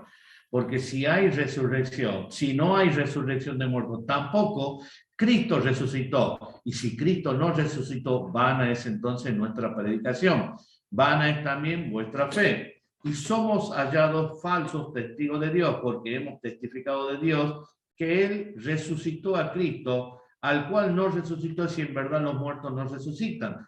Porque si los muertos no resucitan, también Cristo resucitó. Y si Cristo no resucitó, vuestra fe es vana. Aún estáis en vuestros pecados. Entonces también los que durmieron en Cristo perecieron. Si en esta vida solamente esperamos en Cristo, somos los más dignos de conmiseración de todos los hombres. Mas ahora Cristo ha resucitado de los muertos, primicia de los que durmieron es hecho. Porque por cuanto la muerte entró por un hombre, también por un hombre la resurrección de los muertos. Porque así como en Adán todos mueren, también en Cristo todos serán vivificados. Pero cada uno en su debido orden, Cristo la primicia, luego los que son de Cristo y en su venida. Luego el fin, cuando entregue el reino al Dios y Padre, cuando haya suprimido todo dominio, toda autoridad y potencia, porque preciso es que el que reine hasta que haya puesto a todos sus enemigos debajo de sus pies. Y el postrer enemigo que será destruido es la muerte, porque todas las cosas las sujetó debajo de sus pies, y cuando dice que todas las cosas han sido sujetadas a él, claramente se exceptúa aquel que sujetó a él todas las cosas. Pero luego que todas las cosas le estén sujetas, entonces también el Hijo mismo se sujetará al que le sujetó a él todas las cosas, para que Dios sea todo en todos. De otro modo, ¿qué harán los que se bautizan por los muertos, si en ninguna manera los muertos resucitan? ¿Por qué pues se bautizan por los muertos? ¿Y por qué nosotros peligramos a toda hora? Os aseguro, hermanos, por la gloria de que vosotros tengo en nuestro Señor Jesucristo, que cada día muero. Si como hombre batallé en Efeso contra fiera, ¿qué me aprovecha si los muertos no resucitan? Comamos y bebamos, porque mañana moriré. A esta parte que parece muy difícil, en realidad lo que le está diciendo es el plan de la resurrección. Pablo le está explicando acá de que sí o sí nosotros vamos a resucitar porque creímos en la resurrección de Cristo. Si nosotros decimos que no resucitamos, es porque no hemos creído a que Cristo vive, ¿sí? O sea, estamos manifestando a Cristo en nuestro corazón, pero no vivo. Entonces dice, no, si usted dice que Cristo está vivo, usted también está vivo. Y aunque usted va a morir, ¿sí? Usted va a pasar por esa etapa no muriendo, sino durmiendo. O sea, hay una diferencia entre los que mueren, que no han aceptado a Cristo, y entre los que duermen, que sí han aceptado a Cristo. Ahora les hace entender, escúchenme, ustedes no pueden decir de que no vamos a resucitar porque aún los incrédulos se bautizan por sus muertos. Si no hubiese resurrección, ¿para qué los incrédulos que están en idolatría se bautizan por sus muertos? Quiere decir que aún ellos, sin creer en Cristo, saben que va a haber una resurrección. Cuanto más nosotros cuando tenemos a Cristo en nuestra vida. Entonces, Pablo le está haciendo la diferencia en decir, no pueden decir ustedes que no hay resurrección, porque aún ustedes, si dicen eso, son menos que los idólatras, porque a los idólatras se bautizan por sus muertos. Ni siquiera ellos saben que no son salvos, pero quieren hacer salvo a sus muertos. Es porque ellos saben que hay una vida después de la muerte. Cuanto más ustedes que tienen al Rey de Gloria. Por eso le dice, si nosotros esperamos a Cristo en este mundo nada más, somos los hombres de más lástima del mundo, conmiseración. Somos los más pobrecitos del mundo. O sea, somos los más pobres de todas las religiones, porque aún los idólatras saben que hay algo después de la muerte. Pero si usted dice que no van a resucitar, entonces comamos y bebamos porque mañana morimos. ¿Para qué estamos sufriendo, muchachos? ¿Sí? Entonces, les hace saber, no pueden nunca decir ustedes que no van a resucitar, porque ustedes son salvos por el evangelio de vida y resurrección de Cristo. Sus pecados fueron perdonados, amén. Pero ustedes tienen vida eterna cuando Él resucitó, porque ahí se dio cuenta de que venció ¿a quién? A las huestes y potestades de maldad, exhibiéndolas públicamente en la cruz del Calvario. Entonces, no pueden decir que no hay resurrección. Mire lo que había en Corintios. Algunos decían, no, Cristo ya resucitó, no, ustedes no tienen nada que ver con eso. No, sí, ¿cómo que no? Sino, ¿para qué esperarlo en una segunda venida? No tendría gracia, sino ¿para qué sufrir? ¿Cómo nosotros, a ver, el plan de salvación es muy lindo, porque dice, antes que los judíos hicieran la cosecha, y ahí es donde vamos a ir ahora, tenían que llevar las primicias, ¿se acuerdan? Antes que los judíos hicieran la cosecha, antes de cosechar, Dios le ordenó algo. Tenían que llevar las primicias a los sacerdotes como sacrificio. Las primicias eran un ejemplo de lo que venía en la cosecha. Las primicias también indicaban que algo más vendría y era la cosecha. Cristo es nuestra primicia, el primero, y por eso la indicación de que la cosecha viene. Todos los que pertenecen al linaje de Adán mueren, pero todos los que pertenecen al linaje de Cristo resucitan. Fíjese, a ver si puede llegar a leer Levíticos 23:10.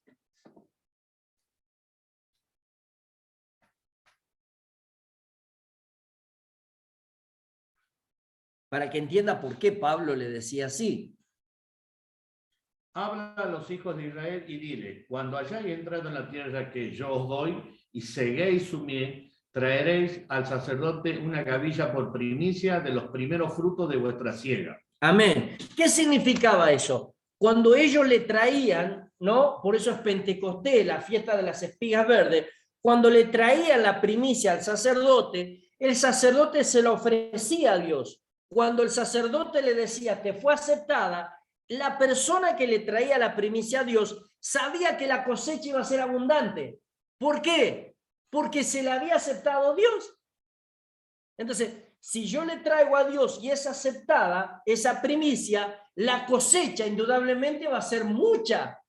Si Jesucristo fue aceptado por su Padre en la resurrección, lo que nos queda a nosotros, ¿qué? La cosecha. Ustedes dicen que todavía faltan 4 meses, 6 meses para la cosecha, más yo digo, levantad vuestros ojos y mirá que los campos están blancos, listos para la cosecha. Él lo dice él, que ganó ese derecho. Diciéndole, a los ojos humanos, ustedes están diciendo que las personas no están arrepentidas, pero yo, que terminé de ganar, les digo, denle con todo que se van a arrepentir cuando ustedes le hablen de mí. Empiecen a cosechar porque yo soy la primicia. Fíjese lo que dice el versículo 23. Pero cada uno en su debido orden, Cristo, las primicias, luego los que son de Cristo en su venida. La primicia ya fue dada, era Cristo. Claro. Y Cristo ya fue aceptado por el Señor, por eso está a su diestra. Entonces nos queda a nosotros, igual que Levítico, la cosecha. ¿Está asegurada la cosecha? Amén, si las primicias fueron aceptadas por el Señor. Entonces no hay manera en que no podamos decir no va a haber cosecha, si no diríamos que el Señor no fue aceptado. Por eso, Corintios, no digan que no van a resucitar. Van a resucitar porque ustedes son parte de la cosecha que la primicia ya fue dada. Así como ustedes, así como los del otro lado, así como todos los que van a venir. Entonces, le estaba diciendo, está asegurada la cosecha. Porque hubo una primicia que fue aceptada. Está asegurada la cosecha. Mi pregunta es, ¿está cosechando usted, hermana querida? Dice, después de la resurrección de Cristo, va a entregar el reino al Padre. Cuando Cristo entregue el reino, va a ser restaurado el diseño original. Entonces, Cristo tiene que conquistar para siempre todos los enemigos de Dios. Entonces, Cristo va a reinar cuando tenga todos sus enemigos debajo de sus pies. Primero los enemigos en la tierra. Durante el milenio, Cristo no va a tolerar rebelión. Por eso es que regirá con vara de hierro. Después del milenio, el último enemigo va a ser conquistado. ¿Cuál es el último enemigo? La muerte. Hasta esa también, obviamente. Los motivos de la resurrección, dice. La resurrección es una de las doctrinas fundamentales del creyente. Si sacamos la resurrección de la doctrina, sacaríamos también el motivo de aceptarlo y vivir por y para él. La esperanza de una resurrección futura es lo que nos motiva a vivir correctamente. Sabemos que esta vida es nada en comparación con la vida eterna. Dice, el motivo por lo cual ser salvo. Mire lo que dice el versículo 29. De otro modo, ¿qué harán los que se bautizan por los muertos? Si en ninguna manera los muertos resucitan, ¿por qué pues se bautizan por los muertos? Amén. Esto es uno de los versículos más difíciles de toda la Escritura. Es importante interpretarlo en el contexto del resto de la Biblia. Podemos mirar varias interpretaciones sin ser dogmáticos. O sea, está diciéndole lo que yo le decía. Si aún los incrédulos creen que los que mueren pueden ser salvos, ¿cómo ustedes que tienen al Cristo vivo no van a creer de que van a resucitar? Ahora acá hace una pregunta muy, muy importante, mis hermanos queridos. ¿Qué está haciendo usted para demostrar que la vida futura es importante? No se apure. Acá le va a preguntar, ¿qué está haciendo usted para demostrar que la vida futura es importante? ¿Qué podemos hacer nosotros para decirle a las personas que nos cuidamos porque nosotros queremos entrar en esa vida futura? ¿Y sabe qué es? Por si no sería una pregunta capciosa. Testificar. Amén. Cuando usted testifica de Cristo, usted le está diciendo a la persona de que sí hay otra vida, de que sí hay una vida superior, de que sí hay una promesa que es real, porque usted testifica que fue salvo. ¿Por quién? Por un Cristo vivo. De lo contrario, no podemos ser salvos por un muerto. Si Jesús murió en la cruz del Calvario y no hubiese resucitado, ¿cómo no hubiese salvado a nosotros? Hubiese pagado los pecados. Amén, los pagó. Pero de ahí en adelante, ¿quién nos salvaría? ¿Quién nos seguiría limpiando de pecado? ¿Quién intercedería por el Padre por nosotros? ¿Quién bogaría por nuestras causas? ¿Quién nos haría lugar en el cielo? Si está muerto Cristo, no podríamos tener lugar en el cielo. Porque dice, en la casa de mi Padre muchas moradas hay. Voy a preparar morada para ustedes. Por eso que nosotros cuando testificamos, damos a entender de que Cristo está vivo. Y si Él está vivo, hay una promesa de venir a buscarnos. Fíjate la nena. ¿Sí? Entonces, eso es lo que quiero que entiendan, lo que le decía el Espíritu Santo a los Corintios. No es posible de que ustedes no crean en la resurrección. Le sacarían el corazón del Evangelio. Hay algo que nosotros debemos entender. Somos salvos porque Cristo pagó por nosotros. Pero somos vivos porque Él resucitó de los muertos. Amén. Los mayores milagros de Dios se hicieron después de su resurrección. Los milagros anteriores para que las personas crean que Él fue enviado del Padre. Pero cuando Él resucitó, ya no necesitó decirle a las personas que Él es enviado del Padre, sino decirle de que el reino realmente existía. ¿Sí?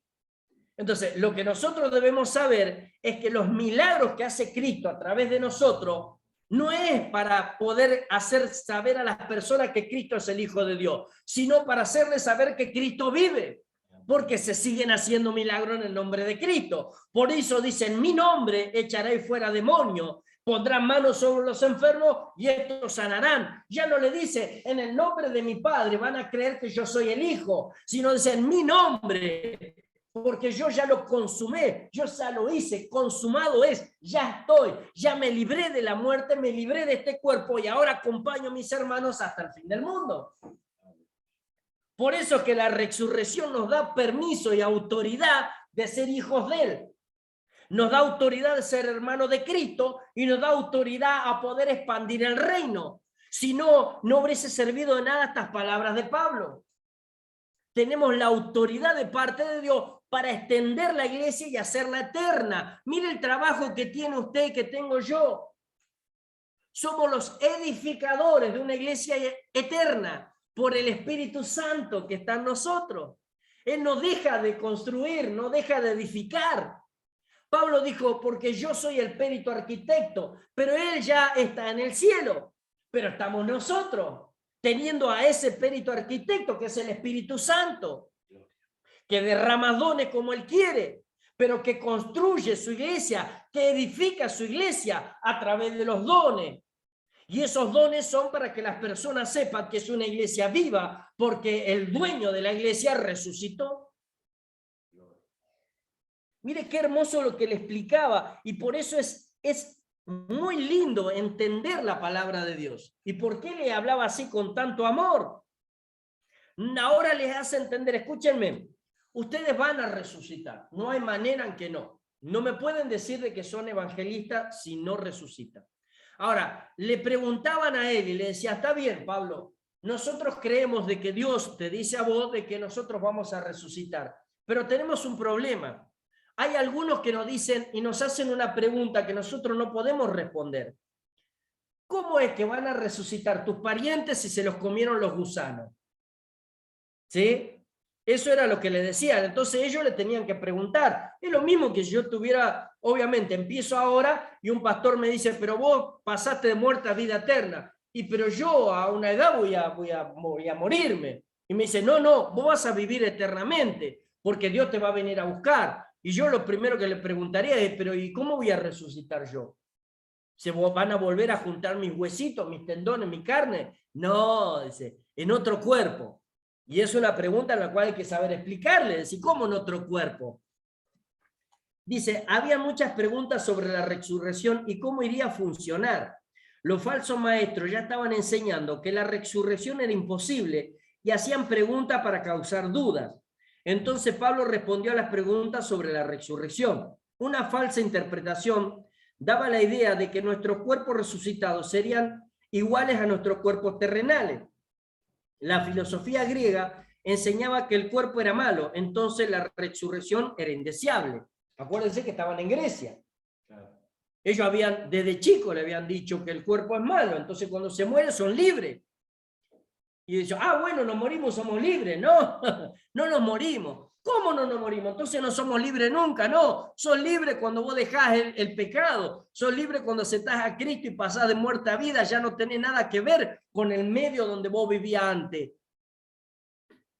La pregunta, dice, ¿con qué cuerpo vendrán? Vamos a ver, capítulo 15, versículo 35. Pero dirá alguno, ¿cómo resucitarán los muertos? ¿Con qué cuerpo vendrán? Sí. Dice, ¿cuáles eran las preguntas que tenían sobre la resurrección? Muchos tenían la misma pregunta que hoy, la falta de entendimiento. A ver, vamos a leer 36 al 38. Necio, lo que tú siembras no se vivifica, sino muere antes. Y lo que siembra no es el cuerpo que ha de salir, sino el grano desnudo, ya sea de trigo o de otro grano. Pero Dios le da el cuerpo como Él quiso y a cada semilla su propio cuerpo.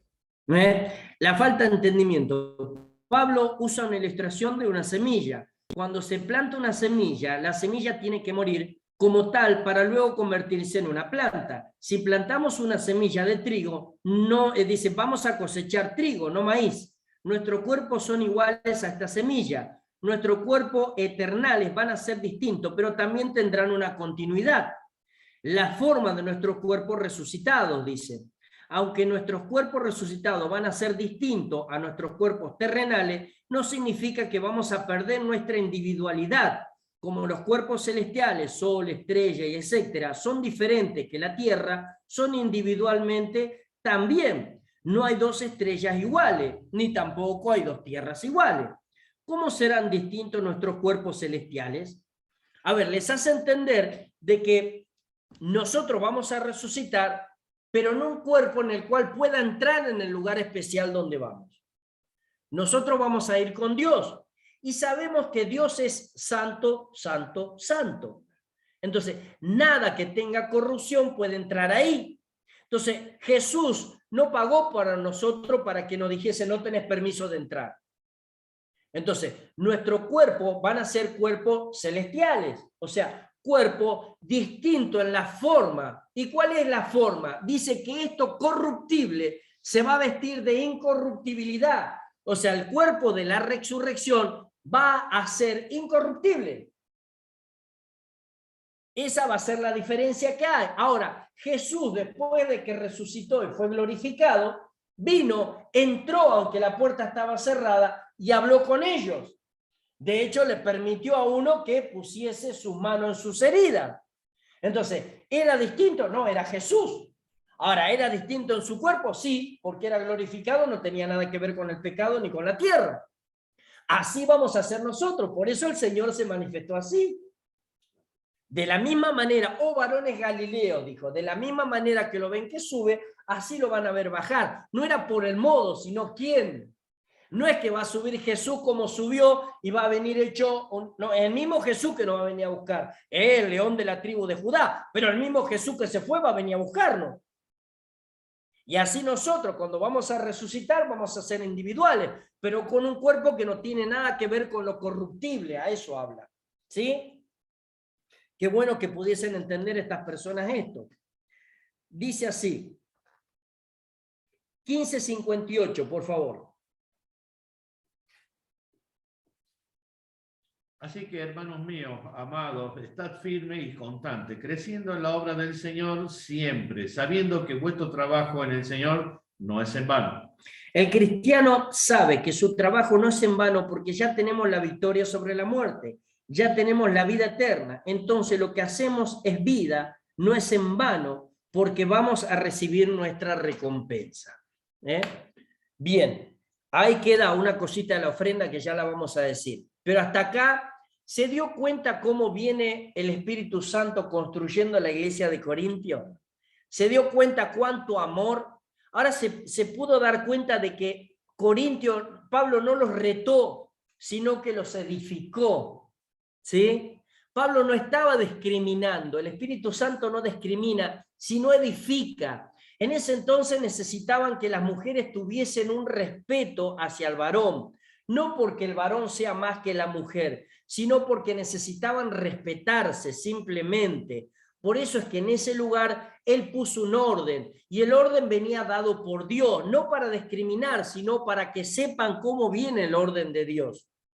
Entonces se los hacía saber, miren que Dios mandó a Jesús, Jesús la cabeza del hombre, el hombre la mujer, para que pudiesen entender cómo venían, ¿sí?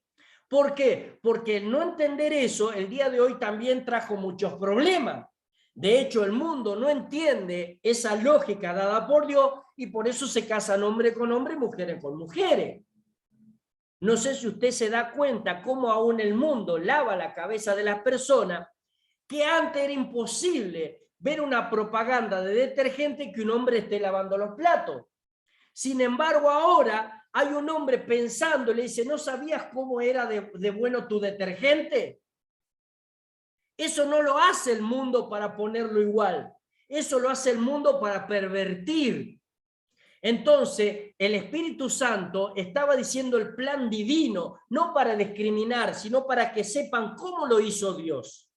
¿Entienden? El mundo te hace dar eso para que tus hijos tengan lo subjetivo de lo que puede ser, pero desviado, porque Romanos dice que siendo Dios no le dieron gracias a Dios y se desviaron en su mente, juntándose hombre con hombre, mujer con mujer, usando lo que era mal contra natura. El mundo es el que desvía, Dios no desvía ni discrimina. Por eso es que le dice, hay un plan divino, no para discriminar, sino para que sepa cómo los hizo Dios. Por eso es que le dice así acá a la mujer. Pero vio cómo empezaron haciéndolo entender, el Espíritu Santo le hizo entender todas estas fallas que estaban teniendo. Una iglesia que iba a ser muy linda, porque había una cantidad de personas impresionante y porque había una diversidad de pensamientos inmenso. Y ahora tenían que entender que todos eran uno. Todos somos uno. Y lo que se recibe de Dios es para ser un solo cuerpo. Esto no es que lo voy a venir a buscar a Corintio y me lo voy a llevar a Alemania y lo hago como yo quiero. ¿Sí? Lo voy a venir a buscar a Grecia y me lo voy a llevar a Argentina y allá lo voy a usar como yo quiero. ¿Sabe quién pasó eso? Pasó eso ¿vieron usted la famosa línea de los G12? Ellos lo tomaron de César Castellano, pero César Castellano lo tomó del Papa Juan Pablo II. ¿Y qué hizo? Lo tomo, lo traigo a Centroamérica y lo hago evangélico. Y así terminó metiendo algo pagano dentro de ¿qué? Del Evangelio de Jesucristo. Por más que me lo haga bueno, por más que me diga, no, pero yo no hago ocultismo. No, pero yo no hago estas cosas que hacía, pero lo trajiste, la base del conocimiento es del ocultismo. Entonces, él necesitaba enseñarles eso, el Espíritu Santo, para que digan todo lo bueno viene de parte de Dios. No hay manera en que ustedes puedan encontrar algo malo de parte de Dios. Esa es la manera en que ustedes pueden conocerlo. Por eso le dijo, ¿ustedes anhelan dones? No desprecien ninguno, pero los mató diciendo los dones van a venir cuando ustedes tengan un mejor camino. ¿Y cuál era? El del amor de Dios, el de la preeminencia del amor de Dios. Y le dijo, lean cómo es. Y ahí le empezó a decir, por eso ustedes no pueden decir que no van a resucitar. Y dice, ¿cómo van a resucitar? En un cuerpo que nos va a regalar el Señor. Y ese cuerpo que nos va a regalar el Señor no va a tener nada que ver con la corrupción. Y de hecho va a ser eterno. Y cuando nosotros tengamos un cuerpo eterno, no vamos a necesitar otro. Porque no va a caducar, no va a perecer. Va a ser eterno. ¿Sí? Y qué bueno, porque vamos a ser individualmente conocidos. O sea, lo va a mirar usted. ¿Cómo le va, doña María? Llegamos acá. ¿Cómo le va, doña Juana? Llegamos acá. ¿Qué le tocó a usted? Y yo estoy allá con los santos alabando. Y yo estoy acá limpiando las armas de los guerreros que todavía quedan en la tierra. ¿Sí? Y nosotros ahí todos tiramos las coronas al paso de Cristo y decimos santo, santo, santo. Nos vamos a reconocer y eso es lo bueno del Señor. Por eso es imposible decir que no tenemos una personalidad cuando llegamos a Cristo. Y lo último, hermano querido, y hay algo que yo voy a hablar de las ofrendas simplemente para que nadie sea ofendido. Dice instrucciones sobre las ofrendas. Fíjese lo de que dice el capítulo 16, versículo 1 al 4, por favor. En cuanto a la ofrenda para los santos, haced vosotros también de la manera que ordené en las iglesias de Galacia. Cada primer día de la semana, cada uno de vosotros ponga aparte algo según haya prosperado, guardándolo para que cuando yo llegue no se recojan entonces ofrendas. Y cuando haya llegado a quienes hubiere designado por carta, a estos enviaré para que lleven vuestro donativo a Jerusalén. Y si fuere propio que yo también vaya, irán conmigo. Bien, la ofrenda, ¿para qué sirve? Dice, el propósito de la ofrenda es para ayudar a la iglesia de Jerusalén. Pablo dice en una de las partes, dice, después de haber pasado mucho tiempo en el extranjero, vine a darle a los pobres y a mi Dios. Vine a ofrendar para los pobres y para mi Dios. Dice, ¿cómo es que uno tiene que ofrendar? Según haya sido prosperado, ¿sí? ¿Y cuándo tiene que separar, según la Biblia, su ofrenda? Cada primer día de la semana. ¿Cuál es el primer día de la semana? ¿Alguien lo sabe? El domingo, ¿eh? El domingo es el primer día de la semana. Entonces tiene que separar algo según sea prosperado. Pero hay algo que tiene que entender, que la ofrenda es para los pobres y para Dios. Vuelvo a repetir, la ofrenda es para los pobres y para Dios. Si usted dice, yo no le voy a dar a la iglesia porque prefiero darle un plato de comida a un pobre, sepa que las dos cosas las que tiene que hacer usted, darle de comer al pobre y darle a la iglesia también. ¿Sí? Ahora, lo que no entienden las personas es que la iglesia estaba creciendo. Con esto terminamos.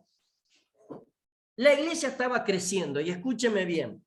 Es imposible que el Espíritu Santo le ordene a la iglesia algo en lo cual no va a poder cumplir. ¿Me van siguiendo hasta ahí? Nunca el Espíritu Santo va a ordenarle a la iglesia de Jesucristo algo que no pueda cumplir. Vamos a hablar simplemente de las ofrendas. Vuelvo a decirle, en privado si quiere le puedo hablar de los diezmos, pero vamos a hablar de las ofrendas. Las ofrendas para el Señor debían de hacerse en el lugar donde se adoraba al Señor. ¿Usted se acuerda dónde se adoraba al Señor? En Jerusalén, en el templo, ¿se acuerda? Ahí se daban las ofrendas. No se podían dar en otro lugar las ofrendas. Había dos cosas que los judíos, los hebreos, ¿sí? Porque en aquel entonces eran hebreos, que los hebreos debían hacer con respecto a su Dios, con las ofrendas.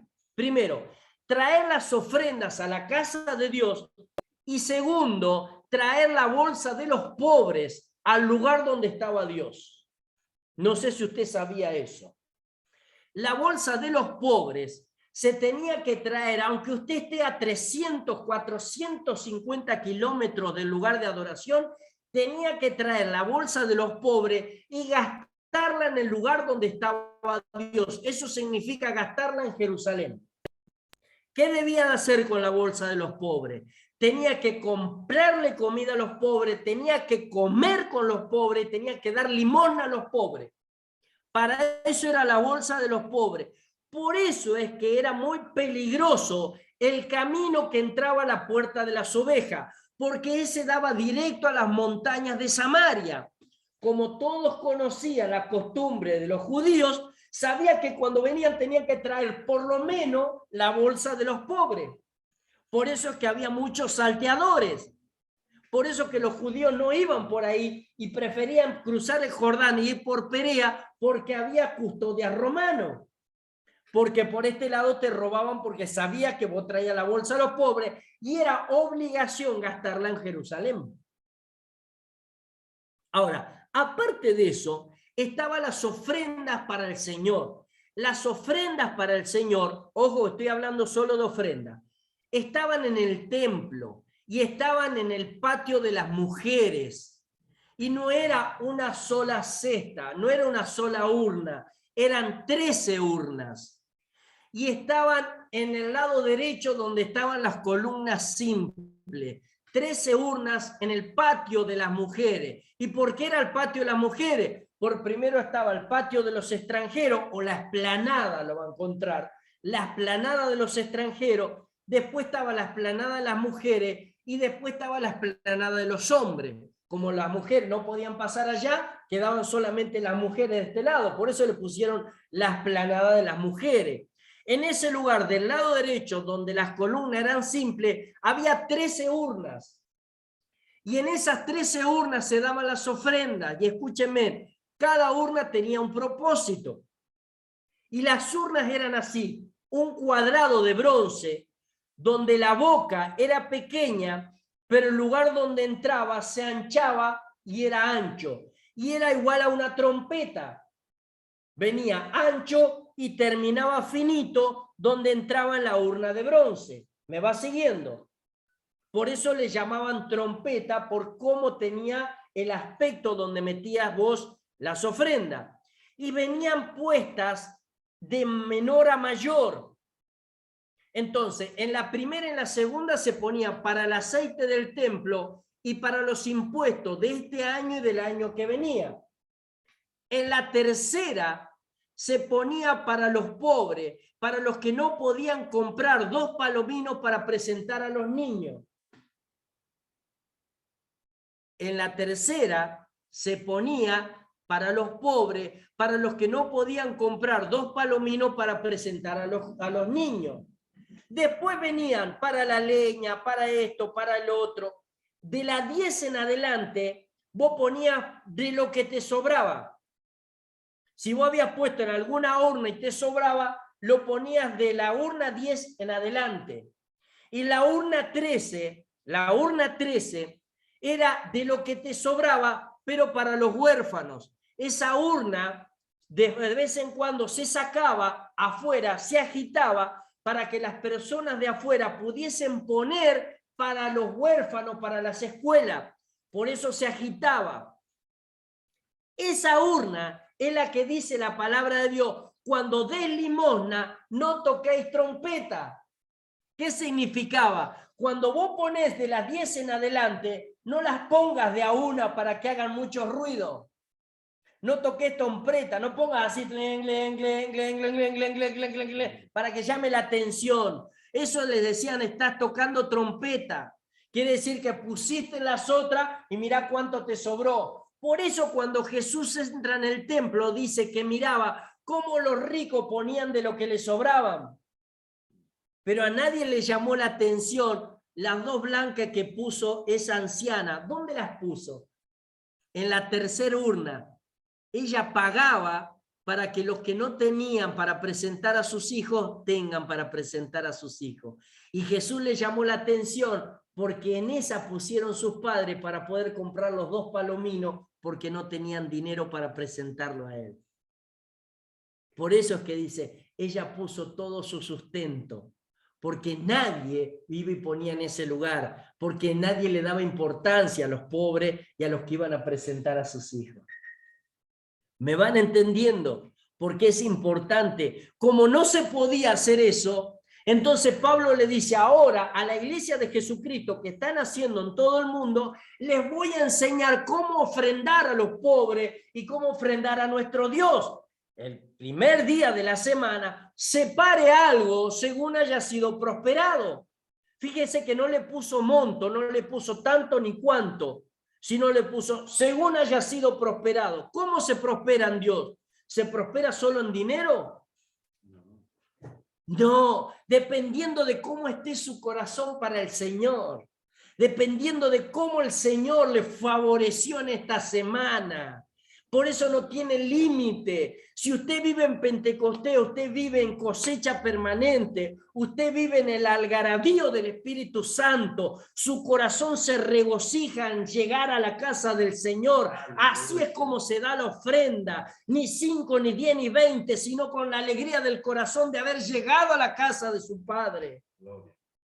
Y eso es lo que le estaba diciendo conforme a las ofrendas. Así se debe hacer en todo el mundo, Por eso, así como le dije a las de Asia Menor, 17 iglesias, 36 en otro lado, les enseñé de la misma manera. Así háganlo ustedes, Corintios, el primer día de la semana, cuando están bien descansados, cuando pudieron pensar cómo hizo Dios en la semana con ustedes, cómo los libró del mal, del hambre, de la angustia, de la persecución. Lleguen a la casa de su Padre y con el corazón alegre den para los pobres y para su Dios.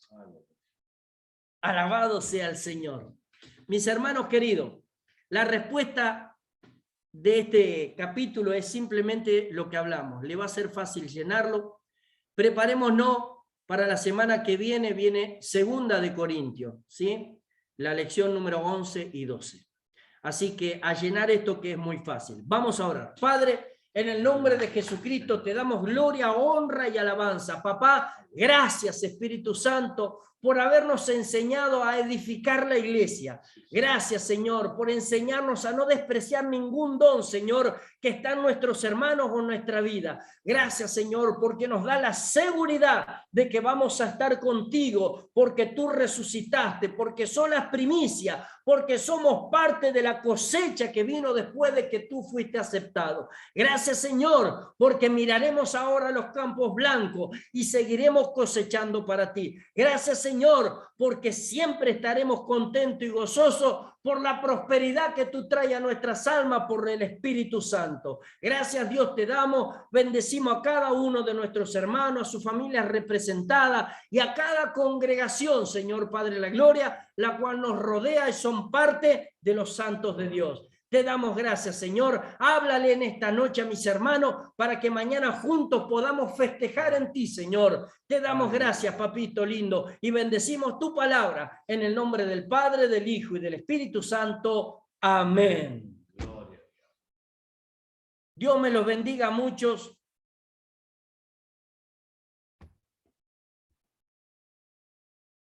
Y gracias por estar ahí. Nos vemos la semana que viene y hacer este trabajo lindo que es simple, simplemente llenar y tratar de que Dios nos dé un poquito más. Amén. Los bendecimos a todos. Acá el saludo del pastor Marcelo, también para ustedes, y que Dios los edifique en esta semana. Amén. Hasta luego. Bendiciones. Bendiciones, siervo.